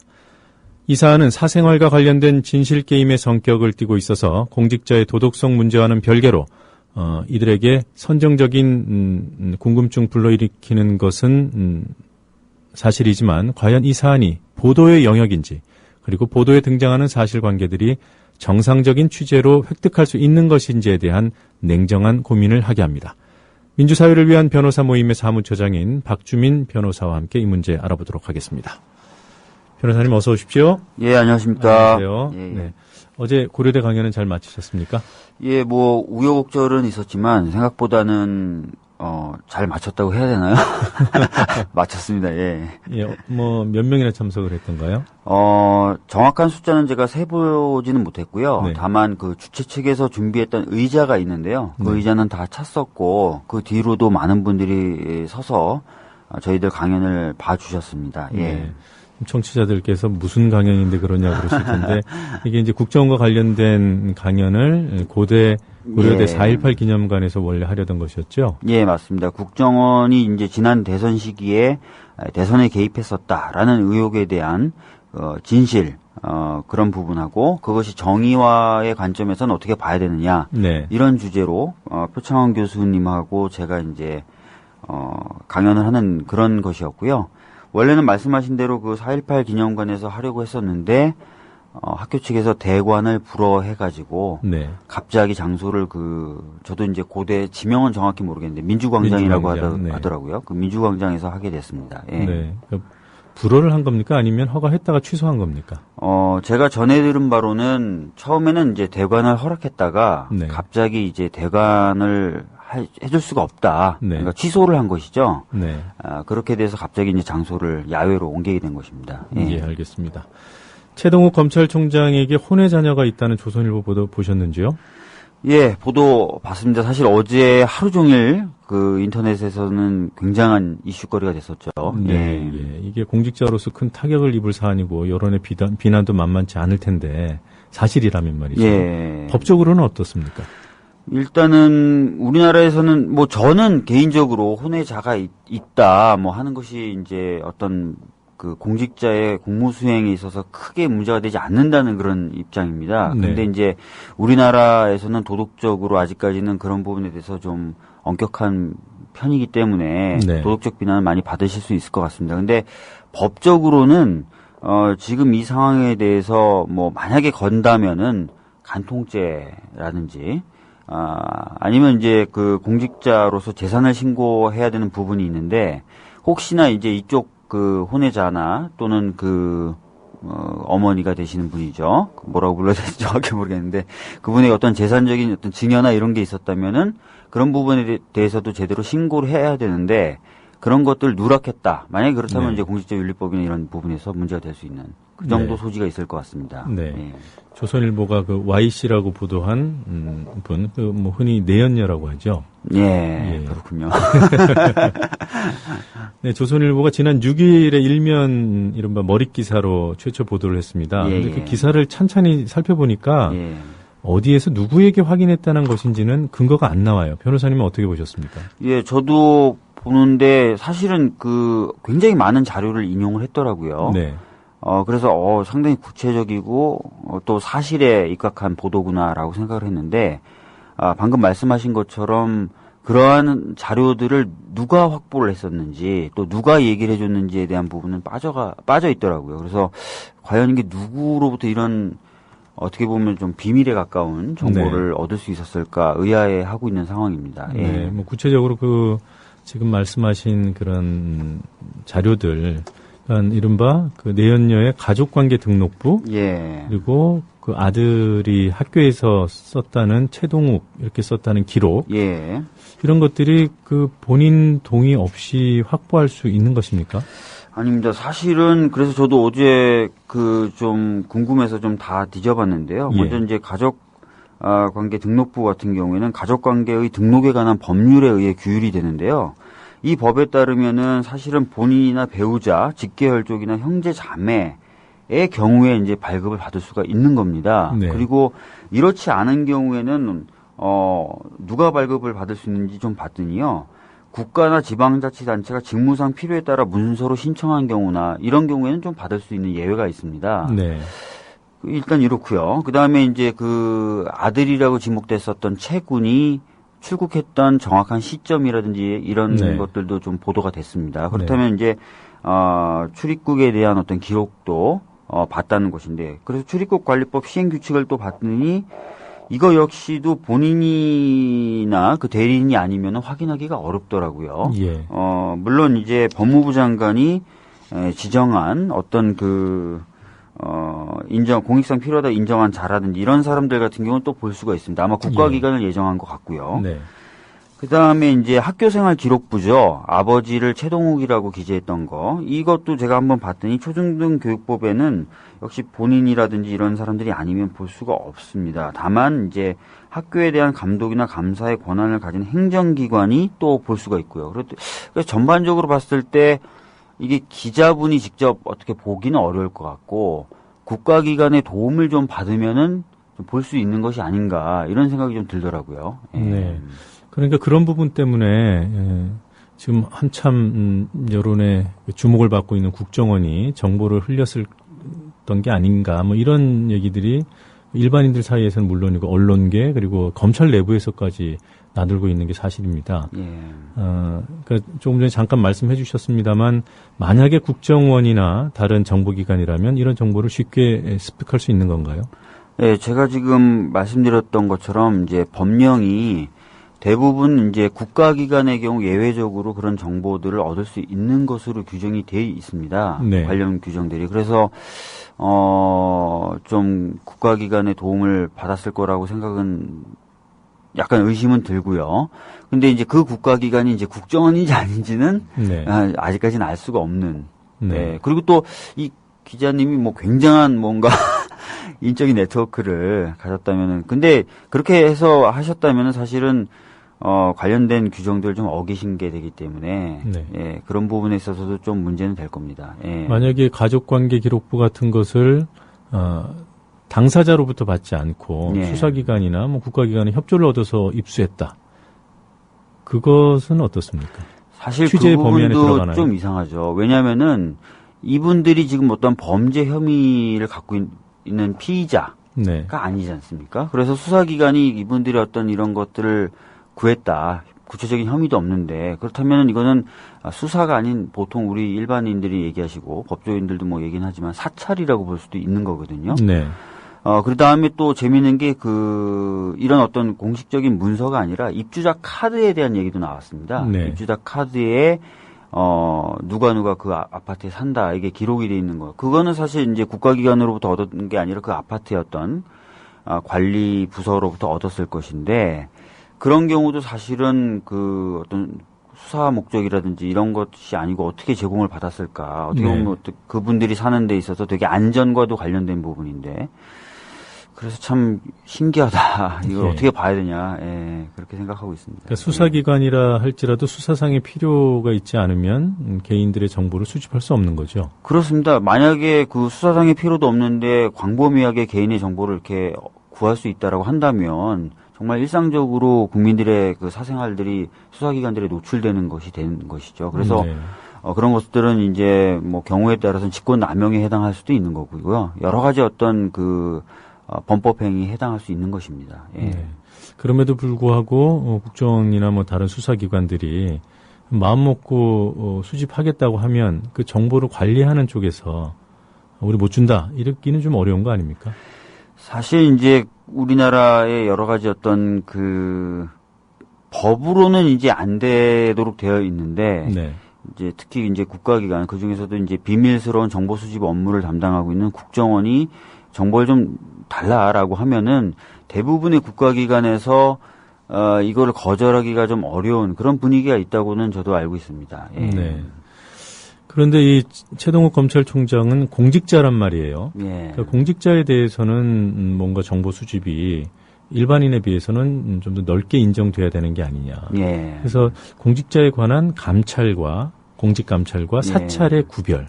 이건 어떻게 볼 수 있습니까? 사실은 이것이 이제 예전에 이제 이명박 정부 시절에 그 국무총리실에 민간인 사찰에서도 이제 논란이 좀 됐었던 부분입니다. 그래서 공무원에 대해서는 좀 직무 감찰을 위해서 정보 수집이 어느 정도 좀 허용돼야 되는 거 아니냐라는 얘기가 있었지만 사실은 그렇다 하더라도 법률이 허용하는 범위 내에서만 정보 취득이 가능한 것이죠.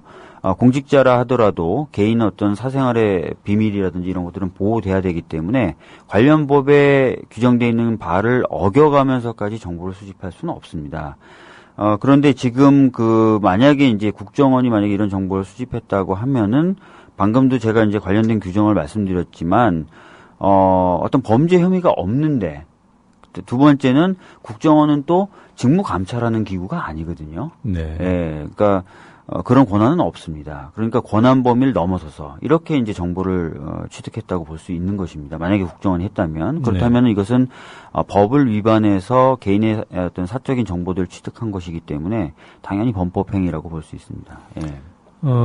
최동욱 검찰총장 같은 경우 인사청문회를 거쳐서 검찰총장에 임명이 됐기 때문에 이른바 인사 검증을 하지 않습니까?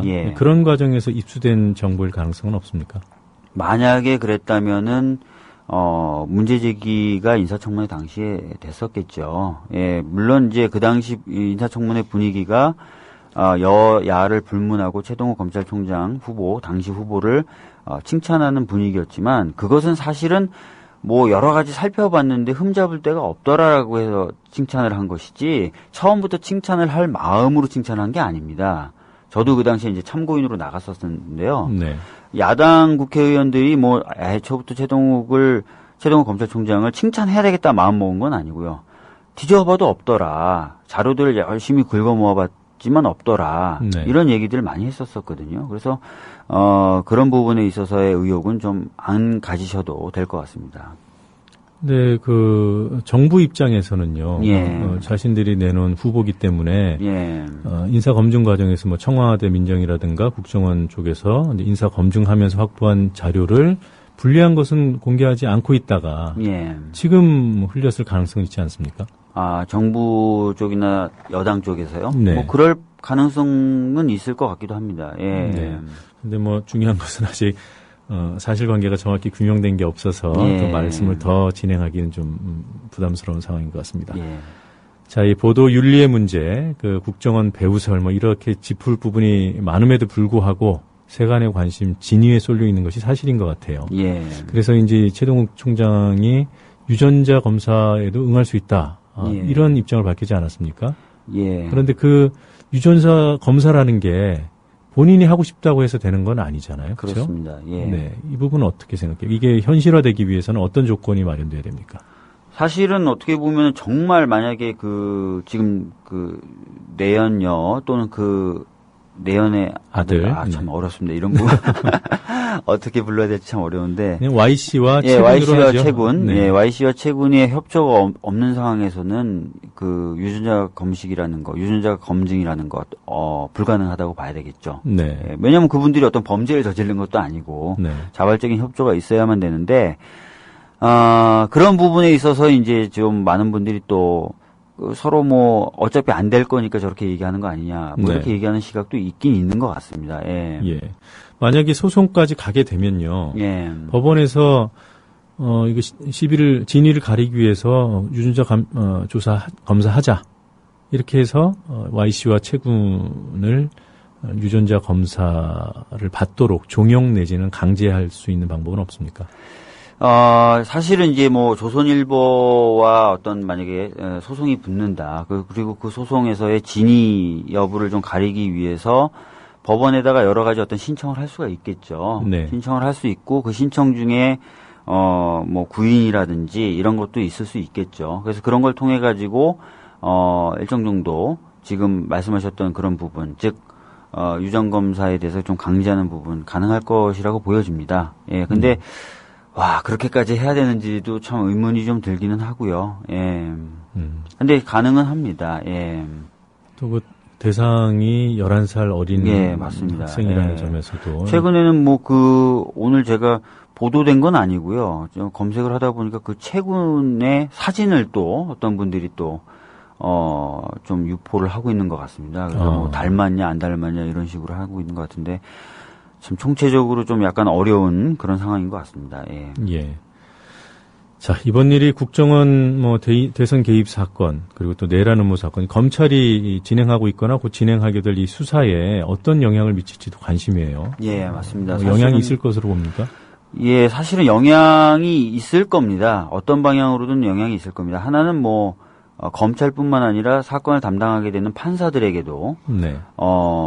이런 식의 이게 만약에 이제 국정원이 했다면 국정원이 했다는 것으로 가정하고 말씀드리면 검찰이나 판사에게 무언의 어떤 메시지를 주는 것이죠. 너희들이 어떻게 사건을 하면은 우리가 원하는 방향과 다른 방향으로 사건을 다룬다면은 너희들에 대한 여러 가지 정보들을 우리가 공개할 수 있다라는 메시지가 될 수도 있습니다. 그렇게 되면은 사실은 사람은 다 누구나 그 위축이 되겠죠. 그 정도 어떤 근데 반면에 이제 예전부터 검찰은 이제 총수를 흔들려고 할 경우에는 굉장히 결속하는 모습들을 많이 보여왔습니다. 그래서 오히려 지금 최동욱 검찰총장의 전격적인 어떤 이 반격으로 인해서 검찰이 좀 더 뭉치는 그런 효과도 있을 것 같습니다. 그래서 이게 진짜 영향은 있을 것 같은데 어느 방향으로 영향이 있을지에 대해서는 좀 두고 봐야 될 것 같습니다. 네.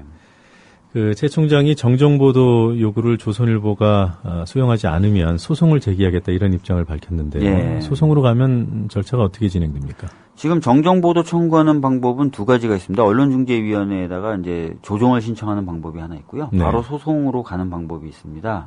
어느 방법을 선택할지는 잘 모르겠는데요. 만약에 언론중재위원회에 가면 조정 절차를 거쳐서 조정을 하게 되고요. 물론 그거에 대해서 거부할 수가 있습니다. 조정 결과에 대해서 양쪽이 다. 그렇게 되면 이제 소송으로 가게 될 테고, 소송에서는 이제 양자의 주장을 들어서 판결로서 정정을 만약에 하라고 명하는 판결이 나온다면 그 판결에 따라서 보도를 하게 됩니다. 네. 이 사안이 조정을 할 사안은 아닌 것 같아요. 워낙 민감한 부분이라. 제가 보기에도 지금 조선일보 입장에서는 물러설 수도 없고 그런 상황인 것 같습니다. 예. 네. 자, 국정원 대선 개입 사건과 관련된 질문 몇 가지 드려보도록 하겠습니다. 그 국정원 대선 개입이 만약에 확인이 돼서 원세훈 씨라든가 이런 분들에 대한 유죄 판결이 난다면 지난 대선의 효력은 어떻게 되는 겁니까? 예, 사실 그 부분에 대해서 궁금해하시는 분들이 많으셨는데요. 사실은 원세훈 전 국정원장이 공직선거법 위반으로 처벌을 받게 되더라도 선거에 영향을 미쳐서 선거의 효력에 영향을 미쳐서 선거를 무효로 만들거나 하기는 어렵습니다. 왜냐하면은 우리나라에서는 선거나 당선의 효력을 다툴 수 있는 방법으로 크게 소청이나 소송을 제기하는 방법만 정해놓고 있기 때문입니다. 그리고 물론 이제 당선된 당선인이 이제 공직선거법 위반으로 처벌을 받게 되는 경우는 이런 경우에는 이제 당선의 효력이 없어지게 되는데 아시다시피 대통령은 재임 기간 중에 형사상 소추가 안 되도록 되어 있습니다. 그래서 네. 원세훈 전 원장이 처벌받는다는 것만으로 지난 대선의 효력이 없어지거나 하지는 않습니다. 예. 그러니까 그 공소시효 때문에 그런 건가요? 아닙니다. 그 선거의 효력을 다투는 방법은 아까 말씀드렸듯이 소송이나 소총을 직접 그 선거의 효력을 대상으로 하는 네. 소총이나 소송을 제기해야만 되고요.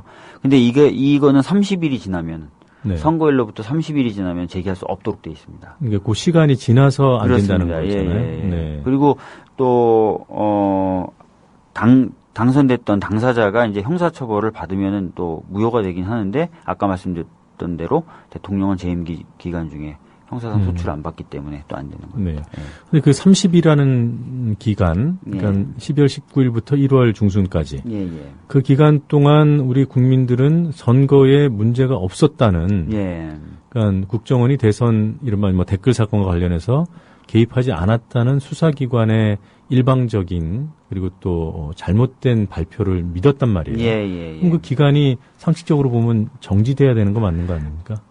그렇게 어떻게 보면 할 수도 있겠는데요. 사실 선거라고 하는 것은 그 선거 결과의 안정성 이런 것들도 좀 추구를 해야 됩니다. 네. 만약에 언제든지 뒤집힐 수 있다고 하면은 선출된 그래서 구성된 정부기관이나 헌법기관들의 어떤 결정을 아무도 안 따르려고 하겠죠. 네. 계속해서 문제 제기만 할 테니까. 그렇기 때문에 이 기간을 정한 거고 또 그 기간을 30일로 짧게 정한 겁니다. 그래서 이런 경우에는 좀 안타깝고 답답하실 수도 있겠지만 이런 부분도 좀 고려를 해주셔야 될 것 같다는 생각이 좀 듭니다. 예. 네.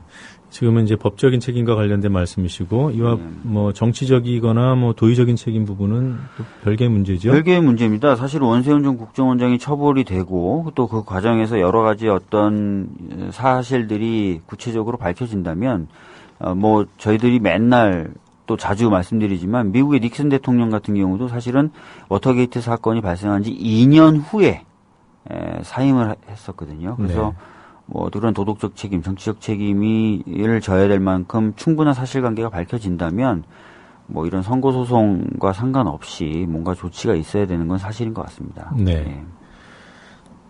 우리 박 변호사님은 그 표현의 자유와 관련돼서 여러 가지 활동을 오랫동안 해오신 것으로 알고 있어요. 최근 이 통합진보당 그 내란 음모 사건과 관련해서 보면은 아예 통합진보당은 촛불 집회에도 나오지 마라. 뭐 이런 요구들이 있고 민주당 같은 경우에는 촛불 집회에 통합진보당이 나오면 안 가겠다라는 입장이거든요. 네, 이런 부분들을 어떻게 보십니까? 사실 그게 이제 그동안 이제 횡행했었던 종북이라는 그 딱지. 그것에 대한 두려움이죠. 종북이라는 딱지가 일단 붙게 되면은 그런 딱지가 붙은 사람의 말은 누구도 들으려고 하지 않고 하기 때문에 민주당이 입장에서는 만약에 이제 통진당이 저렇게 지금 몰려있는 상황에서 통진당과 같이 뭔가 행동을 한다면 그 종북 딱지를 또 민주당이 또 받게 될까봐 두려워하는 것 같습니다. 근데 사실 이제 그런 두려움으로 자꾸 사태를 대하게 되면은 저는 풀릴 것도 안 풀린다고 생각합니다. 오히려 좀 당당하게 이야기들을 해나가는 과정 그런 것들을 거쳐야만 사실 종북딱지라는 것도 이제 이 사회에서 사라지게 될 것이고요. 특히 이 사안에서는 아직 그 이석기 의원의 내란 음모 사건에 대한 실체가 밝혀진 것도 아니고 또 어떤 사법적인 판결이 난 것도 아닙니다. 벌써부터 막 거리를 두고 손가락질을 서로 하고 할 필요는 저는 없다고 생각됩니다. 현실 정치에서 그 제도 내에 있는 정당이 뭐 어떤 여론을 의식하고 전술을 펴고 이런 건 뭐 이해가 돼요. 근데 통합진보당 입장에서 보면은 아까 제가 모두의 표현의 자유를 끄집어냈는데 집회에 참석할 그런 자유, 의심받는 정치 세력이긴 하지만 그런 자유를 누릴 그런 권한이 있지 않습니까? 맞습니다. 사실은 어떻게 보면 의심받는 사람이 뭔가 자신이 항변을 할 만한 기회들을 또 줘야 되는 것도 사실이거든요. 그리고 방금 말씀하신 것처럼 또 표현의 자유도 보장이 돼야 되고요. 그래서 그런 것에 대해서 원칙적인 입장을 좀 가져야 됩니다. 자, 앞서서 그 변호사님 가셨던 고려대 강연 불허 얘기 잠깐 했습니다만 예. 대학에서 이런 일이 있었어요. 학생이 그 자본론을 강의하던 강사를 국정원에 신고했다. 네. 이런 현상이 어디서 비롯되는 겁니까? 글쎄요, 사실은 그 학생이 아마 깜짝 놀랐을 것 같아요. 그 강의를 듣고. 네. 근데 이제 그렇게 이제 그 학생이 반응했었던 이유는 제가 봤을 때 그 학생이 상당히 그 학생에겐 좀 죄송하지만 좁은 세계관과 사고의 폭을 가지고 있었던 것이죠. 그리고 그 좁은 내용만 사실이라고 생각하고 진리라고 생각하고 다른 건 다 위험하다라고 생각을 했었겠죠. 두려움을 느꼈겠죠. 근데 사실 이런 것들이 어떻게 보면은 대학이라는 것, 또 진리를 탐구해야 되는 대학생으로서 가져야 될 어떤 태도나 이런 건 아니라고 저는 생각을 합니다. 특히 대학은 진리를 발견해야 되는 공간으로서 중세 때부터 사실은 영주나 그 군주도 관여하지 않았거든요. 자유롭게 토론하라고. 네. 그런 공간에서 어떤 벌어지는 사상적인 교류라든지 토론을 범죄시하는 그런 사고나 태도, 그런 그런 것들이 또 가능한 그런 편협한 것, 이런 것들을 좀 깨야만 우리 사회가 좀 더 성숙해지고 발전할 수 있지 않을까 생각을 하게 되는 좀 저로서는 되게 답답한 사안입니다. 예. 예, 비록 이 학생이나 이런 것들을 좀 경원시하는 분들이 위험하다고 보더라도 또는 편향됐다고 보더라도 네. 어제 고대 강연에서 표창원 교수 말씀하셨듯이 그런 편향된 생각을 가진 사람의 강연도 들어줄 수 있는 것이 민주주의다. 그럼요. 예. 과학이라고 하는 것을 사람들이 절대적인 진리를 추구한다고 하지만 과학도 반박이 가능한 가설을 끊임없이 세워나가면서 앞에 있는 가설들을 계속 반박해 나가는 것이거든요. 네. 절대적인 진리라는 것도 그런 과정을 통해서 찾아지는데 토론이 돼야 되죠. 어떻게 보면은 저 얘기가 틀릴 수 있다라는 것만으로 안 듣겠다라든지 못하게 한다는 것 자체가 표현의 자유를 침해하는 것뿐만 아니라 진리를 발견하는 것 자체를 막는 그런 일이 될 수 있습니다. 예. 한 가지만 더 여쭤보겠습니다. 최근에 이른바 국정원발 기사들, 인용 기사들이 언론에 판을 치고 있어요. 예. 특종이다, 단독이다 이렇게 크게 보도가 되고 있는데 이제 국정원이나 이제 출입처에서 어떤 피의 사실들을 흘리기 때문 아니겠습니까? 예. 이 부분에 법적인 문제는 없습니까? 사실은 피의사실 공표죄에 법적으로는 해당이 될 수 있습니다. 네. 예, 그래서 그 부분에 대해서는 좀 주의를 해야 되는데 반면에 또 이런 부분도 있습니다. 피의사실 공표죄를 또 지나치게 또 넓게 적용하게 되다 보면은 언론의 자유라든지 국민의 알 권리가 침해되는 또 반작용도 있습니다. 네. 그래서 저는 항상 이런 자리에 나오면은 그 피의사실 공표죄를 완전히 무시할 수는 없지만 좀 엄격하게 적용할 필요는 있다라고 얘기하고 있습니다. 다만 지금 이석기 의원의 내란 음모 사건 같은 경우에는 단순히 이제 피의 사실이 유포되는 정도가 아니라 녹취록이 그냥 공개되는 수준의 네. 어떻게 보면 것이라서 다른 사안들하고는 좀 달리 보는 게 맞다고는 생각하고 있습니다. 네, 여느 피의 사실 공표와는 좀 다른 성격이었다고 좀 다른 성격의, 그러니까 좀 약간 기획되고 의도됐다는 느낌을 지울 수가 없는 그런 느낌으로 좀 이 사건을 보고 있습니다. 그래요. 예. 그 녹취록이 한두세만 나온 것이 아니라 여러 언론사들이 서로 단독이라고 그러면서 보도를 했단 말이에요. 맞습니다. 네, 알겠습니다. 오늘 여기까지 듣도록 하겠습니다. 지금까지 박주민 변호사였습니다. 고맙습니다. 예.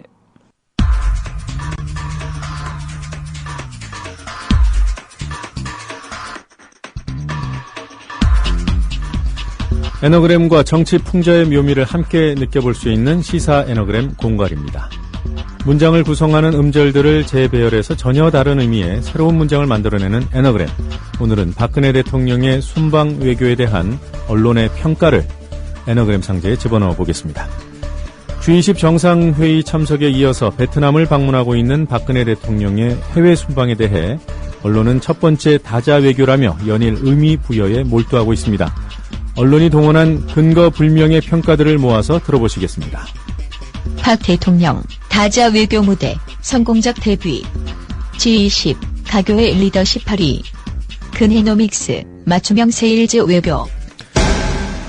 네, 들으신 대로 박 대통령 다자 외교 무대 성공적 데뷔, G20 가교의 리더십 발휘, 그네노믹스 맞춤형 세일즈 외교. 이 문구들을 구성하는 모두 39개의 음절을 단 한 자도 빼지 않고 순서만 바꿔서 재배열해 봤더니 언론 보도와는 전혀 다른 새로운 문장이 만들어집니다. 새로 탄생한 애너그램 문장에는 be 동사 is가 들어갑니다. 우리말 주어 뒤에 붙는 조사 는으로 이해하시면 되겠습니다. 들어보시겠습니다.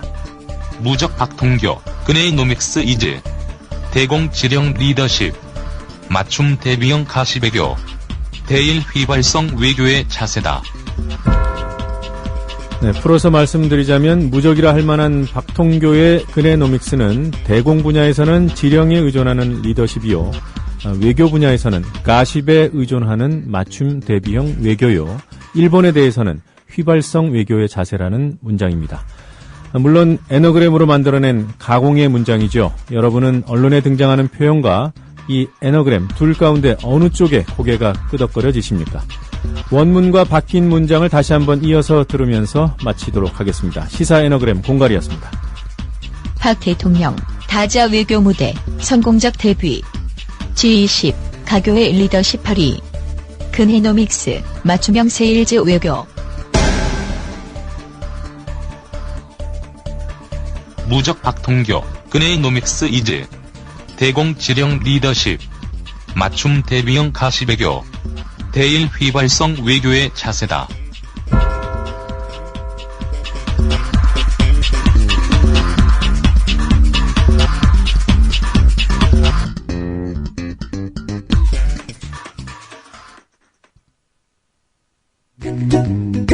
국민TV 라디오를 지지해주시는 방법. 팟빵 홈페이지에서 총 4가지를 클릭해주세요. 다운로드하기, 별점 주기, 구독하기, 댓글 달기. 기억하셨죠? 다운로드하기, 별점 주기, 구독하기, 댓글 달기. 더 좋은 방송을 위한 최고의 응원. 다운로드하기, 별점 주기, 구독하기, 댓글 달기.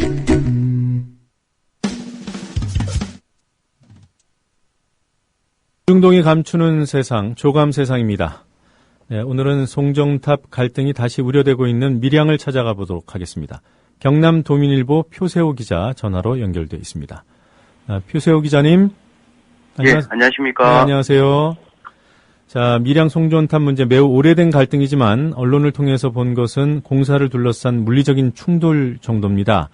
밀양에서 그동안 어떤 일들이 있었는지 간략히 정리를 부탁드리겠습니다. 예, 이게 너무 오래된 일이라 가지고 이야기를 하자면 시간이 많이 걸릴 것 같은데, 밀양 지역 765kV 초갑 송전탑 사태는 8년째 끌어오고 있습니다. 네. 올 연말 준공될 그 핵발전소 신고리 3호기에서 생산한 전기를 경남 창녕 북경남 변전소까지 765kV 초갑 송전선로를 건설한다는 사업인데, 예. 이게 이제 울산 울주군에서 시작해서 부산 기장, 양산, 밀양, 창녕까지 90.5km의 송전탑 161기를 설치를 하는 사업입니다. 예. 그 중에 밀양에 69기가 건설이 되는데, 이 중에서 그 부북면, 상동면, 산해면, 단장면 4개 면에 52기가 주민들 반대로 아직 중단된 상황이고, 네. 그 갈등 과정에서 2009년도에 국민권익위원회에서 갈등조정위원회를 꾸리기도 했고, 경실련이 중재해서 보상협의회를 진행하기도 했는데 뾰족한 답을 찾지를 못했습니다. 특히 작년 1월 달에는 그 밀양 단장면 보라마을에 이치우 어르신이 이제 한전공사에 항의를 하면서 분신 사망을 하면서 네. 갈등이 극에 달했습니다. 예. 그 과정에서도 한전이 6월 달에 공사를 재개를 하다가 9월 달에 이제 국회가 중재를 하면서 중단이 됐고, 네. 그 이후에 이제 민주당 조경태 의원을 비롯해서 야당 의원들이 좀 적극적으로 나서기는 했는데, 올해 넘어와서 이제 한전하고 주민 간에 6차 협의까지 했는데 무산됐고, 네. 결국 5월 20일 날 공사를 강행을 했는데 이제 그 마찬가지로 이전에 해왔듯이 주민들, 반대 주민들, 노인들은 이제 목줄까지 걸고 중장비에 쇠사슬을 감고 격렬하게 저항을 했었고, 그러면서 이제 29일 국회 산업통상자원위원회가 중재를 나서면서 예. 그 정부 한전 반대 주민들이 이제 전문가 협의체를 구성하는데 합의를 이끌어냈습니다. 네. 그 이후에 이제 한 40일 동안 전문가 협의체가 이제 활동을 했지만은 대안을 마련하는 데는 실패를 했고, 네. 지금 공사는 뭐 잠시 중단된 상태지만은 언제 공사가 재개될지 모르는 지금 뭐 긴박한 그리고 뭐 갈등 구조 속에 계속 이어지고 있는 상황입니다. 네, 그러니까 국회 중개 실패가 9월에 있었던 거죠? 중재가 5월 29일 날 중재를 해서, 네. 전문가 협의체가 7월 달까지 운영을 했었습니다. 네. 자, 조금 전에 밀양을 통과하게 될 69개의 송전탑 가운데 52기가 공사를 지금 못하고 있다고 말씀하셨는데요. 예. 이런 송전탑에 대해서 밀양 주민들이 모두 반대하는 건 아니군요.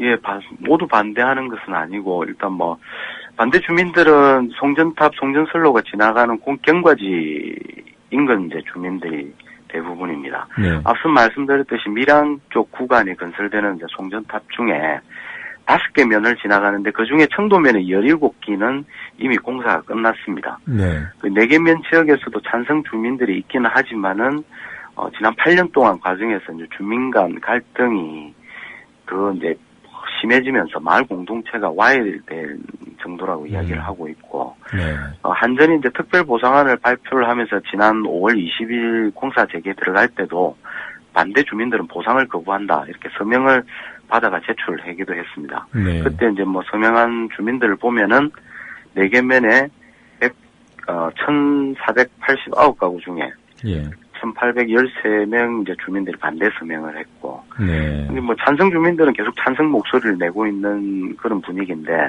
최근에 밀양시도 이제 보상으로 이걸 풀자 뭐 이런 이야기를 하면서 특별지원협의회를 이제 꾸렸는데, 위원 20명 중에 밀양시가 추천한 5개면 찬성 주민 10명도 지금 참여를 하고 있습니다. 예.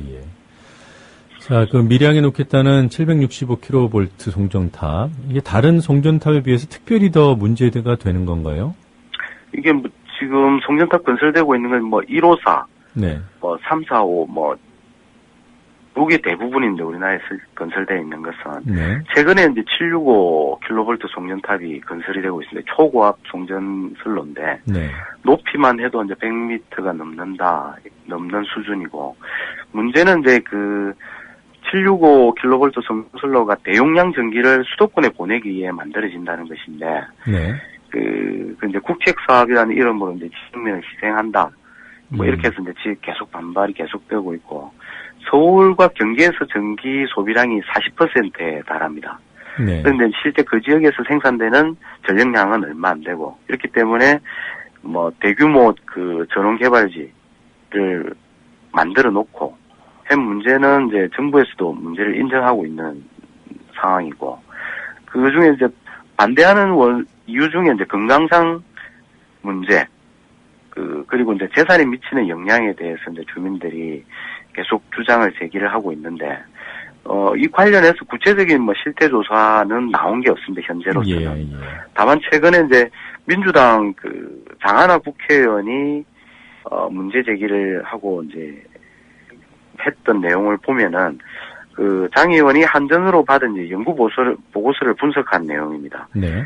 그 내용대로 하면은 765kV 고압 송전선로 80m 이내에 사는 이제 어린이 네. 107병 발병률이 3.8배 높아지는 3밀리 가우스 전자파에 연중 노출된다 이렇게 밝히기도 했습니다. 예. 그리고 이제 최근에 전국 송전탑 반대 네트워크가 지금 전국에 이제 설치되어 있는 765kV 송전선로 답사 보고 대회를 했는데, 네. 현재 이제 전국에 설치되어 있는 선로를 보면 당진에서 안산, 가평에서 안성, 태백에서 가평 구간 요런 데가 765kV가 설치되어 있습니다. 예. 여기 이제 다 수도권으로 가는 송전선로인데, 요 지역에 실제로 사는 주민들이 이런 이제 초고압 송전선로가 생기고 나서 어떤 삶의 변화가 있었느냐 이런 증언을 체록한 내용인데, 이 주민들의 이제 증언들을 보면은 이웃 주민들이 암이 생겨서 많이 죽었다 이런 암발병, 네. 그리고 뭐 가축도 사상을 했다 이렇게 이야기하면서 건강 문제를 제기를 하고, 그리고 특히 이제 소음 문제가 관련해서는 안개 끼거나 비 오는 날에는 지글지글 신께 붙이는 소리가 날 정도다. 이렇게 이야기를 하고, 아까 말씀드렸듯이 종전선로 건설 과정에서 보상 문제, 네. 그러면서 주민 갈등 생기고 서로 이제 갈라져가지고 그게 아직까지 복원이 안 되고 있는 상황. 예. 그리고 땅값 하락 문제는 이제 이 하락 정도가 아니고 아예 거래 자체가 안 되는 문제. 네. 이 정도로 이제 재산상 피해를 보고 있다. 이런 호소를 하고 있습니다. 네. 우리가 흔히 이 도시에서 보는 그 송전탑은 154kV나 345kV. 이것보다 예. 미량이 높겠다는 송전탑은 전압이 2배 이상 높은 거네요. 예. 네, 알겠습니다. 지난 5월에 이제 공사 재개를 강행하면서 충돌이 빚어지고, 국회가 중재에 나섰다 이런 말씀을 해주셨는데요.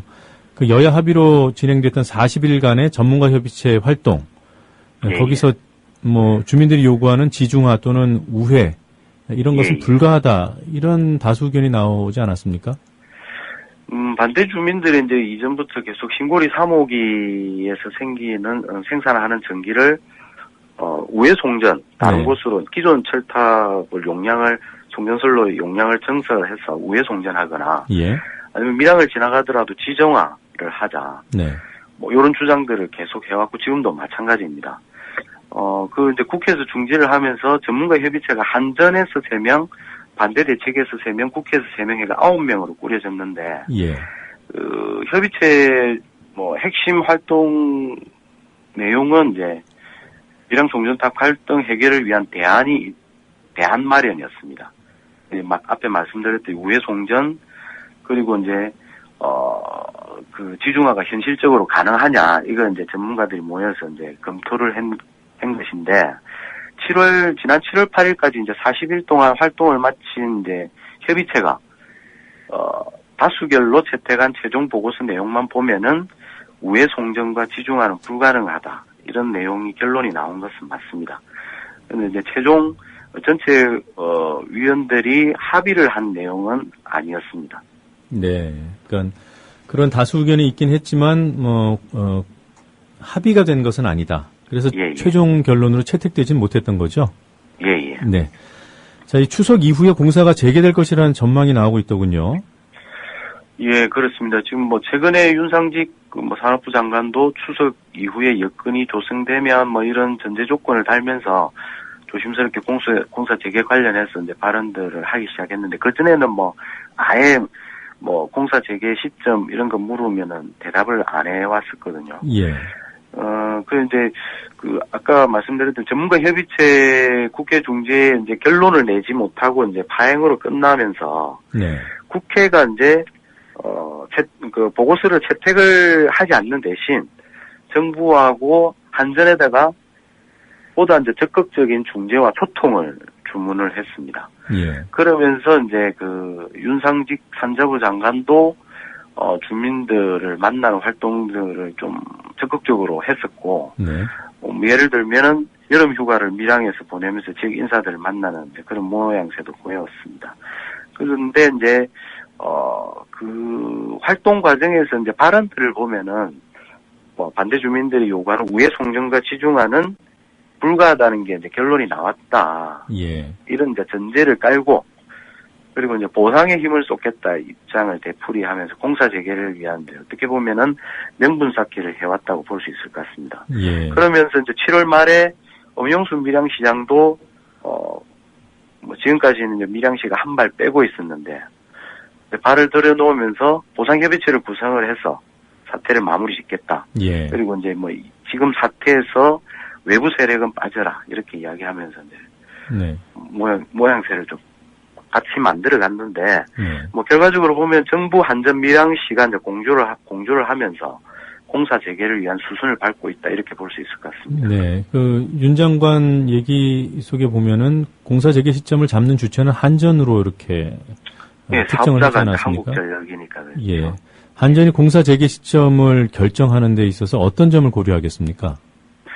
가장 중요한 것은 이제 지금까지 쭉 전문가 협의체 결론이 나오지 못했고, 그 과정에 이제 한전과 정부가 어느 정도 주민들을 만나서 설득하는 모양새를 만들어 왔고, 네.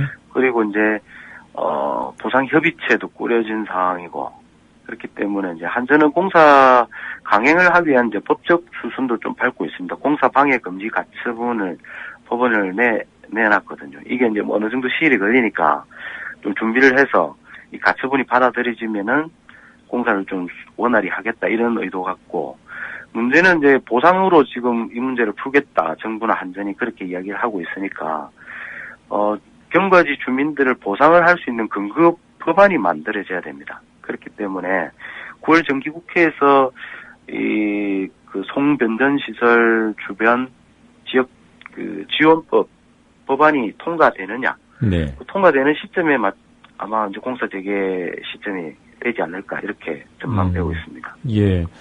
그 지금 국회 계류 중인 보상지원법 개정안 어떤 내용입니까, 구체적으로?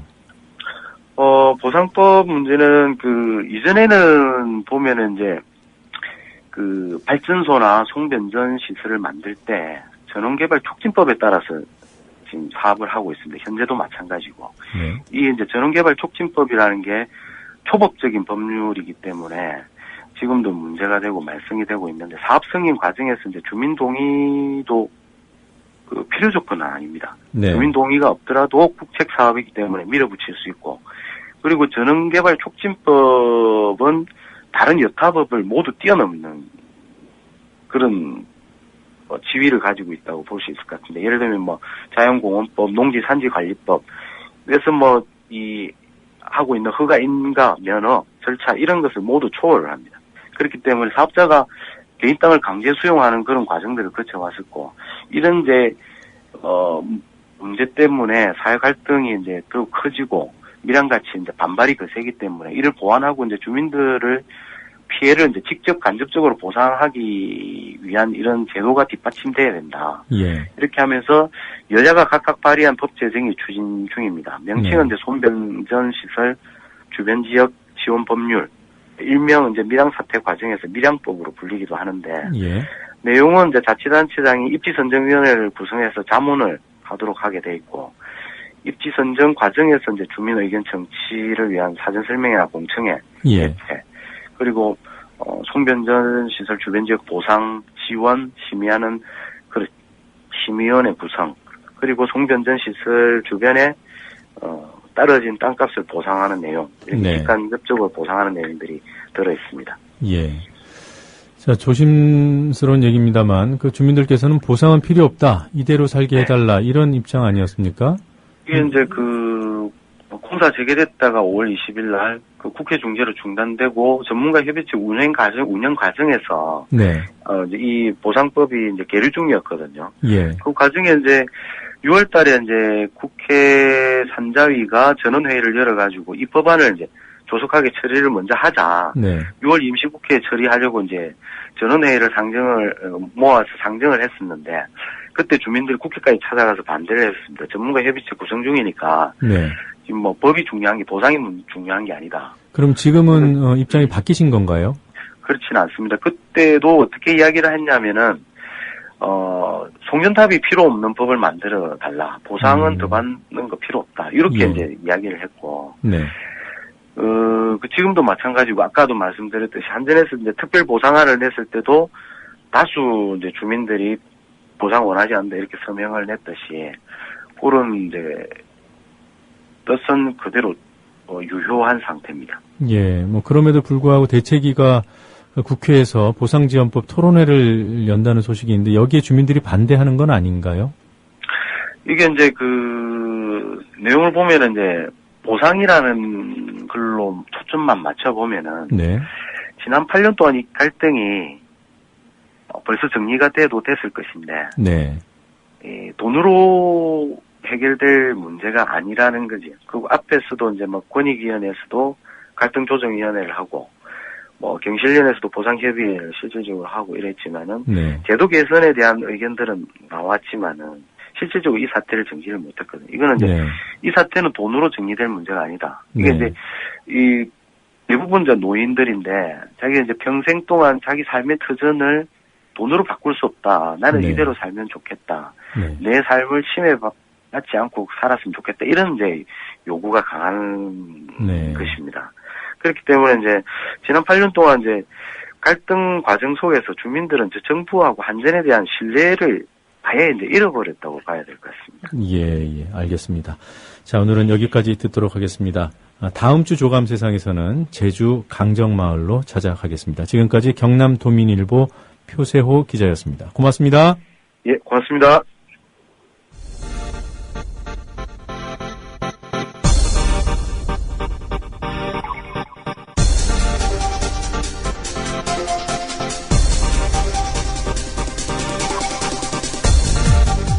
네, 오늘 퀴즈 정답 말씀드리겠습니다. 문제는 프란치스코 교황에 대한 설명으로 틀린 것은 이라는 것이었는데요. 답은 4번. 직전 교황은 요한 바오로 2세다. 직전 교황은 베네딕토 16세였죠. 네, 뉴스 바리케이드 노정면의 뉴스바 벌써 문 닫을 시간입니다. 오늘은 노래 한 곡 띄워드리면서 문을 닫도록 하겠습니다. 한대수의 행복의 나라로 준비되어 있고요. 저는 내일 아침 7시에 다시 찾아오겠습니다. 청취해주신 여러분 고맙습니다.